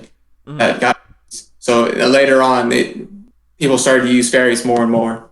Mm-hmm. So this team is pretty straightforward after seeing the Mons bar. At some point in the game, you'll see that at turn 11, actually, you'll see Florges is HP Fire, which put us a huge chunk into Scizor. Scizor is really a huge threat to any team, so I wanted to minimize the amount of chances it would have gotten. And this one in particular was a choice Scizor. So after it took the HP Fire, it was pretty much out of commission for the rest of the game. That's pretty dope. All right, we still got some to go. All right, next up, World Cup 2018, U versus X-Ray in Oris. Oh, this team. All right, this team with a bunch of, well, I guess the Slowbro Chansey made me think it was more Gen 1 than I thought initially, but than it actually is.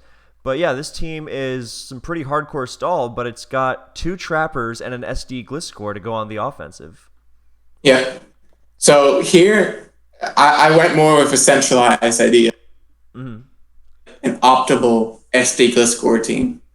Not in the fact, like, okay, this is the perfect team, but like in the fact that Gliscor can do pretty much anything for the team. Like, it can win any game. So what I wanted to do was pair it with Magnezone, and I thought, oh, Weavile helps with it too. Because, I think Weavile is pretty good, and it also traps Gengar, which is not common, but like I wanted to run Facade because Facade is much better than any attacks on SD Gliscor. And it also helps with things like Latios. Not to mention, Weavile and Magnezone is good itself because Magnezone gets rid of Skarm and Scizor and Ferrothorn. Yep. So the team is, after those 3, it's just Skarm, Chance, and then Mega Bro. Because Mega Bro, the biggest thing Mega Bro covered was Zardex. At one point, I didn't even have Mega Bro on the team. I had something else. And then ABR was like, yo, you get 6-0'd by Zardex. I was like, true. I just tacked Mega Bro on early in the team building process before I EV'd it even, and then I threw it together. And the teams, it saw absurd usage in past year that I want to say it was pretty much a huge reason as to why Azu Bish became so common in this previous SPL. Because those teams were really a product of wanting to counter the common Gliscor stuff, because Gliscor is just omnipresent. And it has been for a while. So those teams were really trying to run those over hard. Yep. And Weavile also gives you an actual move that OHKO's Gliscor, and we know how rare those are. Yeah. So, all right, moving on. Next up, Grand Slam, Pearl versus Solwind. So, which team is yours? Pearls. So this is an NU game. Yeah, again, back with the sticky webs. So I was really curious about offense in NU at the time. I think I feel like NU at the time was a very underexplored tier. And people didn't respect like a lot of things. They think Mons.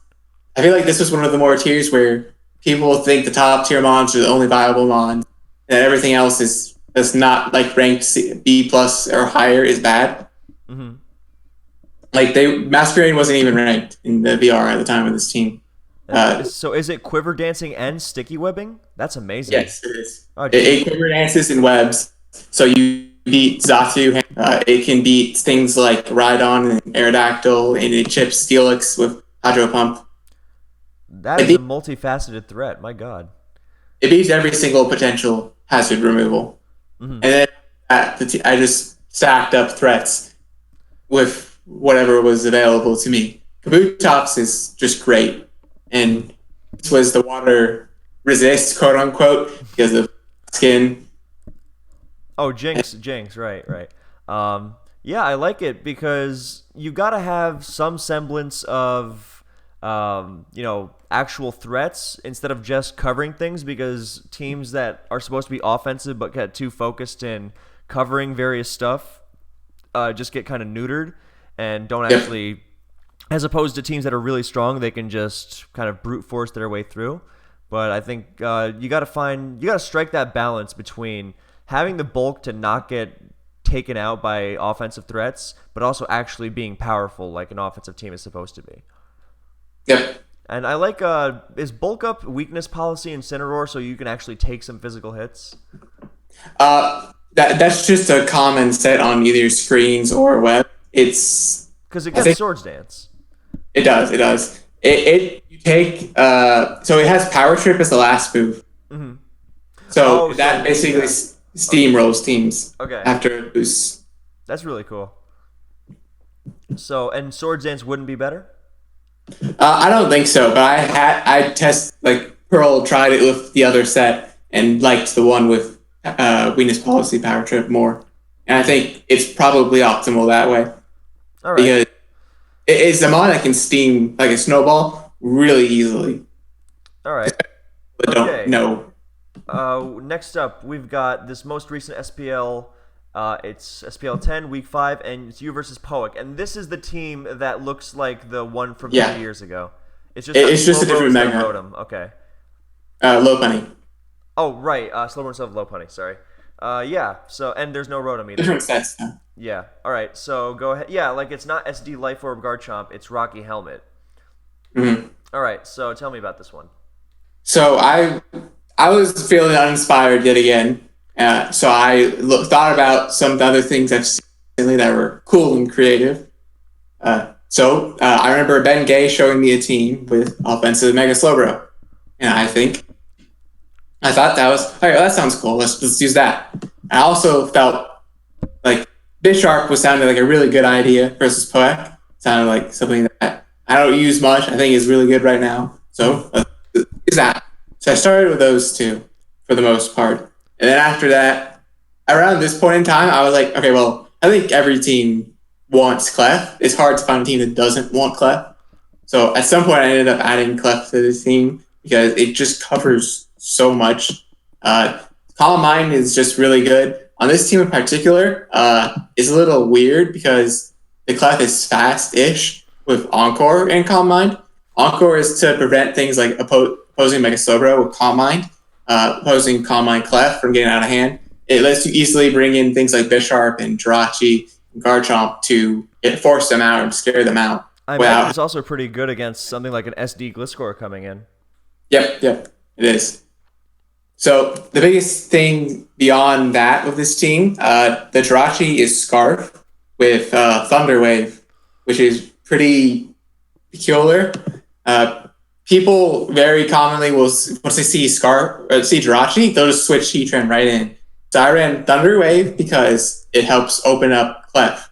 Like Clef outspeeds Heatran and beats Heatran, and then it's hard to beat your Clef if your Heatran loses to it. Mm-hmm, mm-hmm. Thunder Wave also helped a ton with Manaphy, which is a huge threat to this team. It helped with, it's a catch-all move versus a lot of other things like Keldeo. It's an emergency option, Zard Y, all those good threats. Mm-hmm. Up was the optimal rocker because I wanted to cover Bisharp. I wanted Scizor. I wanted to, so I ran Helmet Garchomp here to cover a lot of physical threats that Slowbro misses out on because of the special attack investment. Mm-hmm. Mm-hmm. Latios was the blast of choice because I like having more than just Slowbro to switch into Keldeo, and I think Specs Defog is pretty good. Yes, because it's actually an offensive threat, and if it's not going to hit anything, then you can defog. Yeah, you have the emergency option of defogging whenever necessary. Mm-hmm. All right, moving on. So we're going to keep going in this list because now we're going to your favorite tournament games of all time. So, SPL8, semis tiebreak versus Christo. Why is this a favorite? So at the time, we were up 1-0 thanks to yourself. I felt this was just a huge win for me. I really, really was ecstatic after winning this game because it was the first time I've single-handedly been the reason the team moves on. If that makes sense. I don't remember clutching a win a certain week. I've always been one of the first or one of the teams towards the middle. I'm not usually the one that clutches the week, and I'm not something similar in playoffs either. So this felt pretty good. This team was one Pearl made a while ago. It's just a good team. His thought process here was, I don't need to pay anything huge and fancy here. I'm just going to give you a team I'm really confident in because I'm confident you're a better player than Christo is. Mm-hmm. And that's pretty much how it went down. And you'll see from the chat log that I spent a lot of time thinking about preview because that's something I've been doing. All the way down to 150 seconds. Yeah. So I thought about a preview a lot, about what his sets could be, about my game plan to win this game because the matchup was awkward. It definitely was awkward because of his own Slowbro. It could potentially be really annoying. In this game, my Slowbro, I decided to drop to use Calm Mind over Toxic, which is something Pearl and I were debating about, and Pac was discussing it as well. So knowing that it was also mine, be a threat in the late game. And also Scizor could be a threat because Amogus is great to cover Banded, but it takes a ton. And if it's Z move, it could potentially be a huge threat. Because Cobalion the only thing holding off against an SD Z-Bug Scizor. Mm-hmm. This is also the game of pursuit because there's about 1 million different things trying to pursue each other. Yep, he ran 3 different pursuit mons on this team. And yeah, you had your own in Arrow. And so this is just one pursuit after another. I just thought that was interesting. And it comes down to a Calm Mind war. And I believe you won mostly thanks to, there's another pursuit, a burn, if I recall. Yeah, Gliscor is just so good every tier it's in, outlasting the other team. And even though he's getting that chip on it with the Arrow pursuit, it's still going to stick around. So, yeah, it comes down to the Calm Mind war, and it looks like you guys are tied. But so I was definitely advantaged here, though, because I knocked him off, and he never went for Scald for some reason. Mm-hmm. I still don't comprehend why he didn't, because that was 100% the right play for him. And eventually even though I was favored, I was the one who got the crit first, so I ended up winning. Mm-hmm. Yeah, big game. He crit with. Oh, you had. Yeah. And Psyshock is not doing a ton because he's I mean, even if it crits, because it's hitting your defense stat. Yeah, like even if he crit Psyshock, it didn't win him. And you have leftovers. So Yep. all right, moving on. We've seen the games versus Axel and Black Oblivion. SBL 10 Week 1 versus Leru. Yep. All right, So tell me about this one. So this SPL, well, this game, I don't really love my team. I definitely don't think it's that great. But I went into the game wanting to use Mega Heracross. That was pretty much about it for my thought process because I thought Heracross would match up well versus what AVR would have prepared for me. I wanted to use something kind of unorthodox for me, which is why there's a Starmie. That's something I don't really ever used much. And it also, Heracross breaks open bulky shit like little else. Yep. Yeah, no Slowbro stops it. So in this game, it's pretty unexciting for a long amount of time. I would say I definitely, in this matchup, I have no business winning. He definitely does not play perfectly, but I played to my outs the best I could. So describe those. So after I tried to beat Clef with Starmie, which does not work, obviously. Later in the game, it comes down to, let me skip ahead real quick. After Pharaoh gets trapped, then he reveals Curse from Gastron, and that makes me Curse with Waterfall. And then I realize, okay, so my Heracross set is sub Sword Stance. So if I burn Gastron with Rotom, as I did, then Heracross subs up and just collects the kill. So my process was I need to give myself the best position possible to late game with Heracross. I need to open up as many holes as I can with Heracross before the end of the game. And I have to not lose to Clef because my Heatran was knocked, my Ferrothorn was dead. So the only way to beat Clef is just to Sword Dance with Heracross and 1v1 with Rock Blast, or to tackle it between Heracross and Weavile.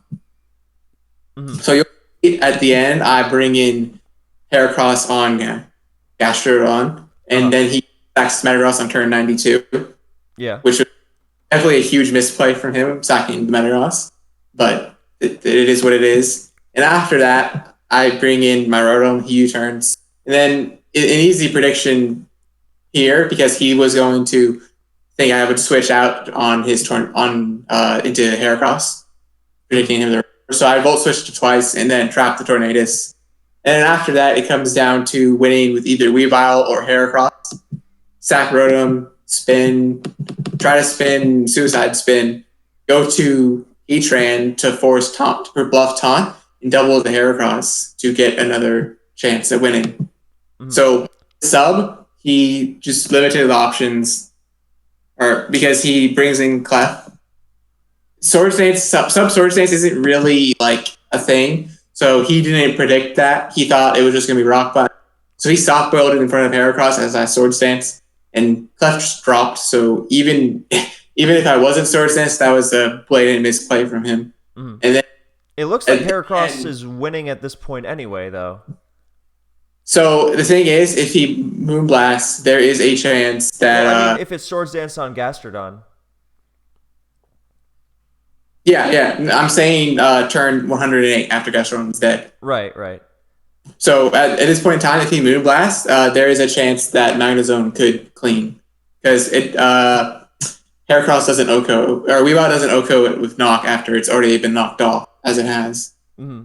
So that was the reason you didn't just try to go for it with Heatran. It had to be one with Heracross. Yeah. Okay. All right, moving on because we've been here for a while. SBL 10 versus Finch, Black and White, which is something you've become more known for in recent times. So tell me about this drag mag you're running. So I've been wanting to Black White for a while. This was the second game I got a chance to Black White in, and versus Finch, I thought, well, he's going to use his typical stuff. He's not going to branch out because it's Finch. He's probably the most boring Black-White player in terms of teams, but he doesn't use bad things. Uh-huh. So I wanted to use Drag Mag here, and Solwyn in particular suggested that I use Scarf here in Black. because he doesn't think he would scout for it with Landorus. I was like, all right, well, sure. And while making the team, I thought, well, Choice Band Dragonite sounds like a good replacement to Kyurem if I'm going to run that. And I don't really, like, I know you're probably going to hate me for this, but I don't love Scarf Trump as much as I did in the past. Right, right. I just think it's easier to take advantage of locking into Outrage, locking into everything with Garchomp, and it's just easier to take advantage of in this metagame to me. Mm-hmm. Sure. This team is pretty straightforward in terms of sets, but with some twists. For example, Starmie Leftovers isn't that common, but I think on this team with Dragonite and Kyurem, I really want a chance to spin, even if it's Suicide Spin. Yeah, that's fine. Landorus was a set that Anti made with a twist. Kratos Mana Anti made Rock Polish U-turn, so you bluff Scarf early in the game, and then later in the game you Rock Polish up and sweep. Mm-hmm. And that meshes really well with Kyurem Black, because you wouldn't expect Kyurem to be Scarf on this, especially Landorus. You would definitely assume the Landorus is the Scarfer, especially when it reveals you. Right. But you already had Dragon Clawed the Latios with Kyurem, so he knew it at that point. I'm saying in a general stance, not in particular. Yeah. And the ground gem pops Reuniclus, and Finch does not scout for it, and that's going to cost him. Well, he said that he was worried about Sword Stance U-turn. It's fair, but I was Rock Polish, so there wasn't really an out there. All right, moving on. Here's an offbeat one because it's in advance, something you've been getting into recently. Yep. So it's versus M-Dragon, too, one of the best advanced players. So this was World Cup tiebreak versus M-Dragon. Yeah, this was just a month or so ago. Yep, it was last month. So, do you want me to say the team or just go through the game? Either or. Okay, so leading Metagross, it is bulky Protect with Explosion as the last move. I'm running a Magdoll team here, so Metagross. I like bulky Metagross a lot more when there's a Magneton in the back. Right, of course. Celebi comes out, then Snorlax. I was pretty confident he would Earthquake predicting Magneton here, because when you see Metagross, Snorlax, Celebi, there's a good chance Magneton's in the back. So I body slammed a few times, and knowing he would probably stay in. And then eventually I went to my Magneton on his Claydol. And after that, he trapped it with Doug. So at this point in the game, I reveal Claydol. It is offensive Claydol with a ton of speed. Mm-hmm. So it's his special tar. And then after that, I predict his guard and get the spin off. And then Celebi, there's not really that crazy. There's just a lot of straightforward plays until the end of the game. Mm-hmm. But the Claydol stuff was really the key here. Yeah, because killing his tar, chipping down guard was really big. So I bring in Gyarados now versus the Doug on turn 24. Mm-hmm. And Rest Gyarados, which is a set UD came up with. The Swampert forces me to rest after Toxic in it. So he brings in Gengar after I reveal rest. Gyarados has a good chance to live 0 special attack Gar T-Bolt after Sand. Mm-hmm. So I just swept the game right there. But I didn't think it was necessary to take that risk, because it was, in fact, the roll. I don't remember the exact roll, but I want to say it was 75%-ish, that kind of range. Mm-hmm. Yeah, and at this point, his only chance is really to get Gengar in a position to win by chipping down Celebi, which isn't at full, and that can be huge, and burning Metagross on the switch. Yep. And Protect Metagross showing how good it is by protecting out of Dugtrio range for sure, and then Doug goes down, and then, then Metagross is in Gengar range, but then Celebi's probably going to win because Dugtrio's gone, so... Yep. The Celebi set was definitely clutch here. I know Star and some people were like, I don't like Giga Drain plus Psychic, but Giga Drain won me the game on its own. Mm-hmm. Because I healed out of Doug XP ground range when he went to hard Doug on Celebi. It just was super clutch here, and he didn't expect Psychic. Doubling in Celebi on the Swampert easily won. That was also a really huge game, or huge move, yeah. Especially since once Celebi takes that Dugtrio hit, then suddenly Gengar is in position to win the game, and Yep. you have to somehow maneuver Gyarados in. But it's hard to do that because Gyarados still has a turn of sleep to burn. So Yep. yeah, that was a really big game. So that's it. All right, moving on. This is just a live Smog Tour game, but I'm glad you included it because sometimes those live games can stick in our minds like little else, even if they're not as important. So tell me through this one against Kirigakure.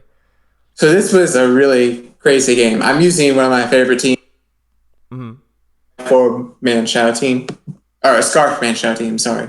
So I love Sash Alakazam so much around this point in time. I used it a ton. I think Alakazam is great.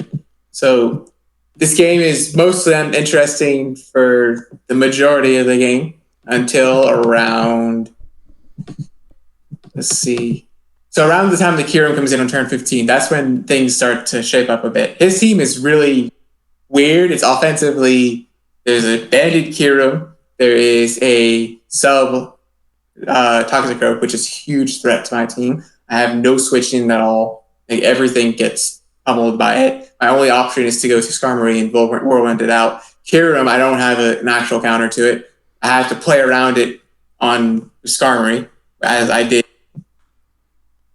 Oh, and also, and also the Ferrothorn. If it gets spikes up, that's a big threat as to why I was running Taunt Skarm on this team. I navigate around the Kyurem as best as I can in the early game. And he brings in Toxicroak, Encore it on the sub so it can't Sucker Punch. Then the game rolls around some more, and I bring Zam in, seed from Ferrothorn, which was hard predict to make at the time. And the game just revolves around me making accurate predictions with my Alakazam. At some point, I bring in Gastrodon on Banded Kyurem Fusion Bolt, and he double Fusion Bolts, predicting me to make the aggressive play I've been making most of the game. Then it comes down to Starmie versus Skarmory in the end game. And at the time, I had no idea what it was, so I couldn't tell if it was Specs, I couldn't tell if it was Life Orb. But ultimately, I just decided to go to Gastrodon and find out it is definitely Specs. It's Life Orb. It didn't reveal Life Orb. It was not any sort of leftover, so it wasn't a gem, so it was the only logical explanation. And Zam down one Mon versus Croak, Starmie, Lando. Bring in Zam to kill the Ferrothorn. Bring in Skarmory on the U-turn, sack Latios. And now it's Zam versus two Mons. I decide to just trade the Zam, and it comes down to 50-50, which I do end up winning. I really like that just a game from round 3 or something from a live Smogon Tour can bury itself in our minds for so long. It's one of my favorite things about Pokemon. This was just a really fun game because it revolved around a ton of predictions. Like, he had so many threats to my team that if I didn't get as many predictions as I got right, I would have lost for sure. I had no outs if I got anything wrong. Yeah, this team was really, really threatening to yours. Yeah. With the random banned Kyurem on Rain. Can't say I've ever seen that one before. All right. We've got 3 more. We've got UUPL versus McMegan semifinals. So hit me with this one. So this was the first time I'd ever played McMegan in a tournament.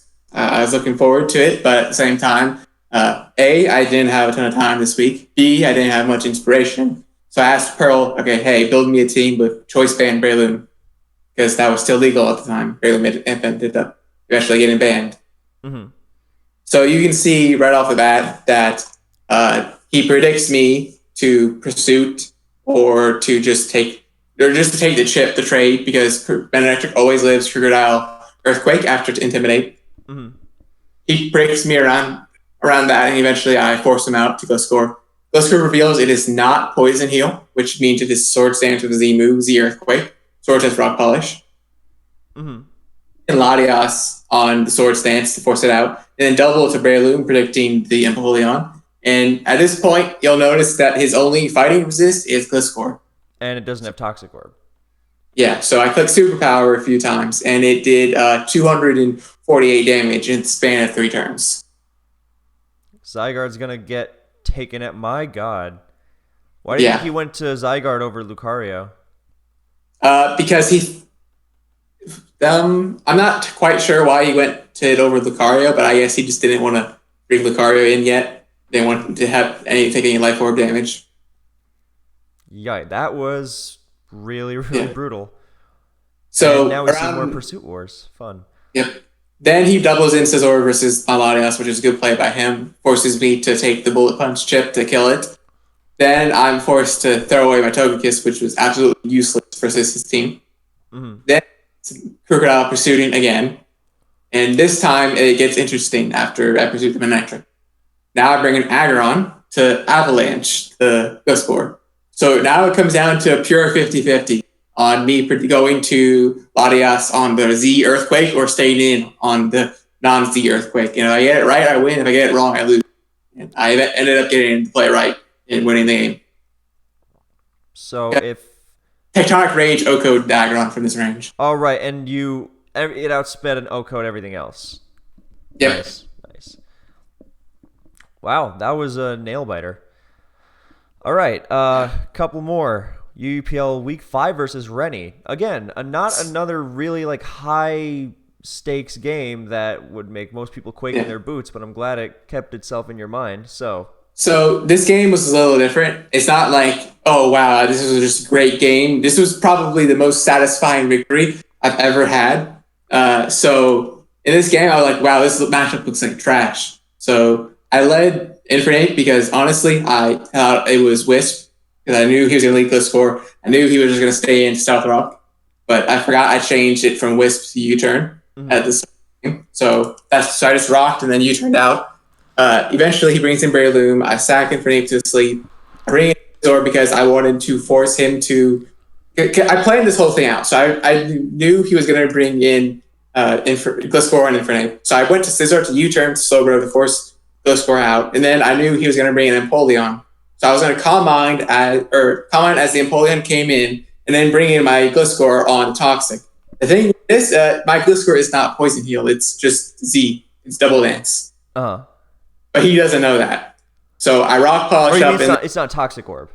Yeah, it's not Toxic Orb, but it's Poison Heal. So that was really big brained of you. Yeah, so I ended up using the Z to kill the Snorlax and just sweeping that from there. Oh, yeah, I remember this now. This is the most satisfying win, for sure. Just because the Poison Heal, non-Toxic Orb, Gliscor getting the Toxic. That is astounding, actually. All right, last one. UPL tiebreak versus Poek. All right, we get some big Pokemon in here. So the context for this one, UPL is 6 teams, 3 make playoffs. We were determining who was the 1 seed between us and Poek's team. So I was playing best of 3 versus Poek. This was game 1. So my team is pretty offensive. It's the Kyogre is Water Spout. The ground is Eruption. So it's hard hitting off the bat, and he has some passive team with a Spec Xerneas. So I play around him in the early game to get my Kyogre in on his Pedon and just click Water Spout. And then he gets a really lucky full pair of Immense Body Slam, and it really puts me on the down. And then he full pairs again, as I had predicted his Pedon or / Roost. On in the game, I bring in my Kyogre again while paralyzed and get some chip in, so I get some mileage out of it, despite it getting hacked and almost dead. Then Pedon is in. It's just a game of predictions because my Pedon was max speed faster than his Xerneas because I calced from the turn 1 Moonblast damage that his Xerneas was modest. So Pedon was 100% faster than him. So I would double to Pedon in on his Xerneas to get a free kill because Eruption collected so freely. And then later in the game, I just prevent him from sweeping with Ground Shears, get Pedon in some more, and even ended up winning with Duskmane. Duskmane is so good, and so are the double Water Spout / Eruption Pedons. This team was just so much fun to use because it just the insta-kill move versus pretty much anything is so satisfying. The Eruption dropping Xerneas in 1 was Wow. Yeah, yeah. Hugo That. is so strong. It's max special attack plus speed. Mhm. All right. So we're just going to finish this game up here. And then we are going to move on to the next question, which is we should probably try and wrap things up since we've been going for a while. Yeah. And I have not eaten today, and it's 6:30 p.m. Okay, Why? who are some? Because I forget, and I'm poor. Also, who are some of your favorite players throughout history? Well, starting out, I definitely only really looked to Hugo and Blue Hugo because I thought Hugo, the team builder I respected the most. I thought he was a great team builder, and I modeled myself after him, but I definitely took a lot of inspiration to my kind of team style to what he used, and I definitely always looked at his recent teams to see if I wanted to try my hand at his ideas and innovations. Blue very notorious for using Hugo teams and some good CTC teams and teams from yourself and other people. I always thought that Blue used good teams and played them well, so I enjoyed watching the two of them a lot when I first started out.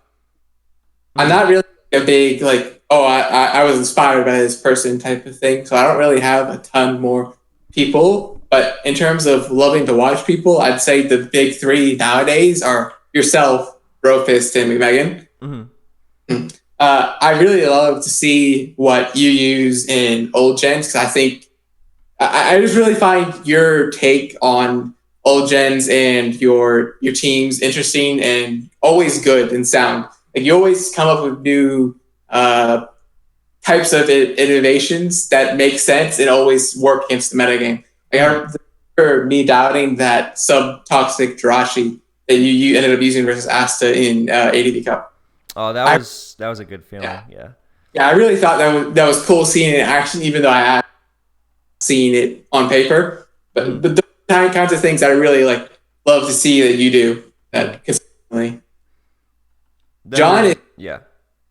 John is just easily the most fun player to watch because he always is like super calculated and always plays well. I can really only think of like one game in my entire time of Pokemon where I've seen John make a bad play. He's just such a great player, and he's always paired up with great people that support him well. And he's even like grown out of Brofist can't do anything without team support. But in the SPL 9, he was on his own pretty much, and his team he learned to build for himself. I guess like it wasn't like he didn't know how to build, but he just always elected to let someone else do it. He never really had to. Yeah. Yeah, but in that SPL, he did it for himself, and he came up with some like really good things that you saw playstyle wise for ages, like Venusaur, Celesteela type things. That was his bread and butter. That SPL you saw usage in those go up since then. Mm-hmm. And lastly, McMegan, who's just a great player, but also has a much more unorthodox approach than the two of you. He doesn't like throw to use really stupid mean type things, but he always uses fun things and takes different twists and paths to achieve his goal of winning. Mm-hmm. Like he just uses suboptimal things for the sake of it. He uses weird and cool things because they're interesting, but also because he thinks he can win with them. Because he presents himself with enough tools to win through what he has with him. Mm-hmm. Some other dudes that I like to watch nowadays is ABR because I think it's hard to not mention him when you're talking about the best players right now. I think in terms of like actually enjoying watching him, he's pretty hit or miss. Like he's not. It's not that he uses fat stuff all the time, or ABR only uses fat with Clef, Chansey type thing. It's just that sometimes he wins off of preview, or he uses some boring things, not because they're like fat type boring, but just because they're uninspiring. It's just a bunch of like things you've seen before that are doing what they've always done. It's just nothing interesting. It's not like every team needs to be creative. It's just he has a habit of sometimes using normal things. And it's not that to watch sometimes. But he does use a lot of interesting things, and he creates some really good teams. He's one of the few people that, like in the past few years, that I really like some teams that they've made, even though there are some misses. Lax is another dude who's hard to not mention right now. He's definitely grown a ton as a player over a year, really. He's went from who was someone who's just seen as like a clicker who didn't really think about his plays much. Just look at his classic versus tricking in Black White Cup finals, I think, or semifinal. The two of them basically spent like a minute combined in between all three games thinking about their moves. That was hilarious. Yeah, the games went by so fast. And not to mention the turn where Lax had a choice band Terrakion in, did not click any move prior, tricking Brian his bulky Landorus without Stealth Rocks up, and Lax clicked close combat for like 12 damage. That was a classic. Or less than more than that. Yeah. It just made no sense, but like he didn't get punished for it. But he lost. But he's definitely grown a ton since then. He's like.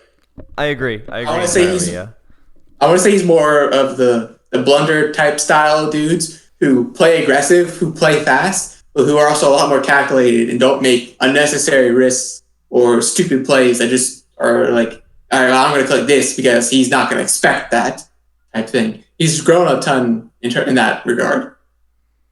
All right. Anyone else? That's about it, really. All right. Second to last question. What are your thoughts on the current Sun and Moon metagame? What's the best? What's broken? What's overrated? And what's underrated?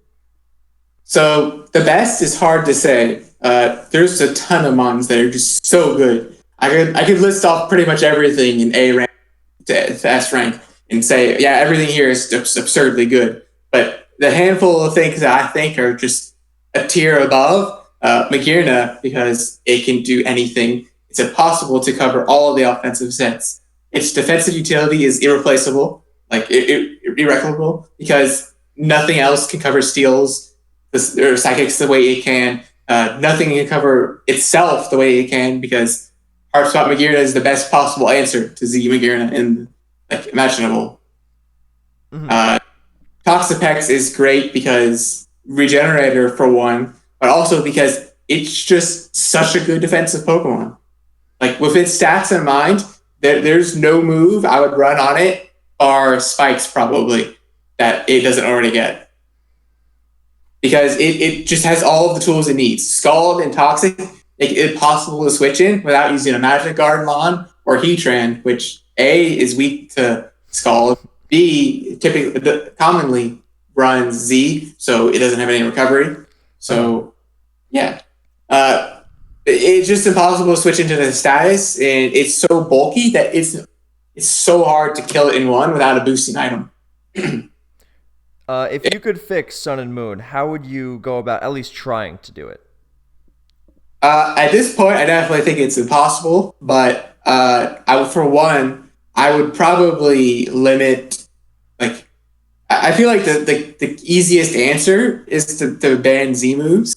Not because I think they're broken, but because I think it covers everything. It tones down the offensive threats in the game a ton. Magearna becomes so much more manageable. In fact, I don't even think it would, like, offensive Magearna would be that good. So Kartana would definitely drop a ton. Like, Banded would still be great. Scarf would still be great. But Z with Kick Impact would definitely not. Well, for one, it couldn't be used anymore. But also, it just would make Kartana a ton more manageable. Heatran becomes a ton more manageable as well. And then I can go on and on about all the other mons like Garchomp and Landorus. That would be a lot worse without it. All right, I guess that's fair enough. All right, well, let's wrap things up. What is in the future of TDK? How do you see yourself going forward with Sun and Moon, or not just Sun and Moon, but also Sword and Shield coming out? Or anything else that you might be interested in, like more advanced, for example? I definitely see myself playing more advanced. Right now, I'm not sure how much free time I'm going to have to sign up for Snake. So I don't know if I'm going to do that or not. I'll figure that out or too late. But I'm definitely going to play SPL. I don't know if I'm going to play Sword and Shield. I want to wait and see how the metagame is. I want to see what the tiers are like. I want to see what the mechanics are like, because we don't really know much. We don't know anything about new mons. We don't even know all of the new mons. It's really unknown what the tier is going to be like, so it's hard to say. if I'm want to bother with it. Do But you, the new always fun and interesting. do you, The do you think that the lack of megas and Z moves and the decreased Pokedex will be a good thing? I think on paper it's definitely going to be a good thing. Whether in practice it's actually going to work because they might just introduce all of the mons that are an issue and remove some bad things. Like for example, say okay, let's add Ferrothorn and Toxapex here, but let's remove Those Wigglytuff. are actually confirmed to be anti Yeah, I Pokemon. know. That's why I said them. But it depends, but probably it should. Okay. I always love like metagaming at the start of a gen. SPL8 was probably my most fun to play in because there's so many options in Sun Moon. It was just such an unexpected game that no one really knew what they were doing. No one really knew what was good, and what people thought was definitely wrong. Mm. It was such a fun thing to explore, and I hope that Sword and Shield will offer something similar. I If it remember does, your Sun Trick Room team in yeah, SPL8. That was a blast. If anyone yeah, wants that was to fun. go look through SPL8 replays, I would strongly advise. It was versus Advantage, I think. Yes, it was. Yeah, go look up that replay. It's a ton of fun. All right, we're gonna call it there at a whopping 2 hours and 40 minutes. So, thank you for being on the show. Any closing Yeah, words? not really. Thanks for having me. All right. Thanks for watching, guys. I hope you enjoyed, and I will catch you next time.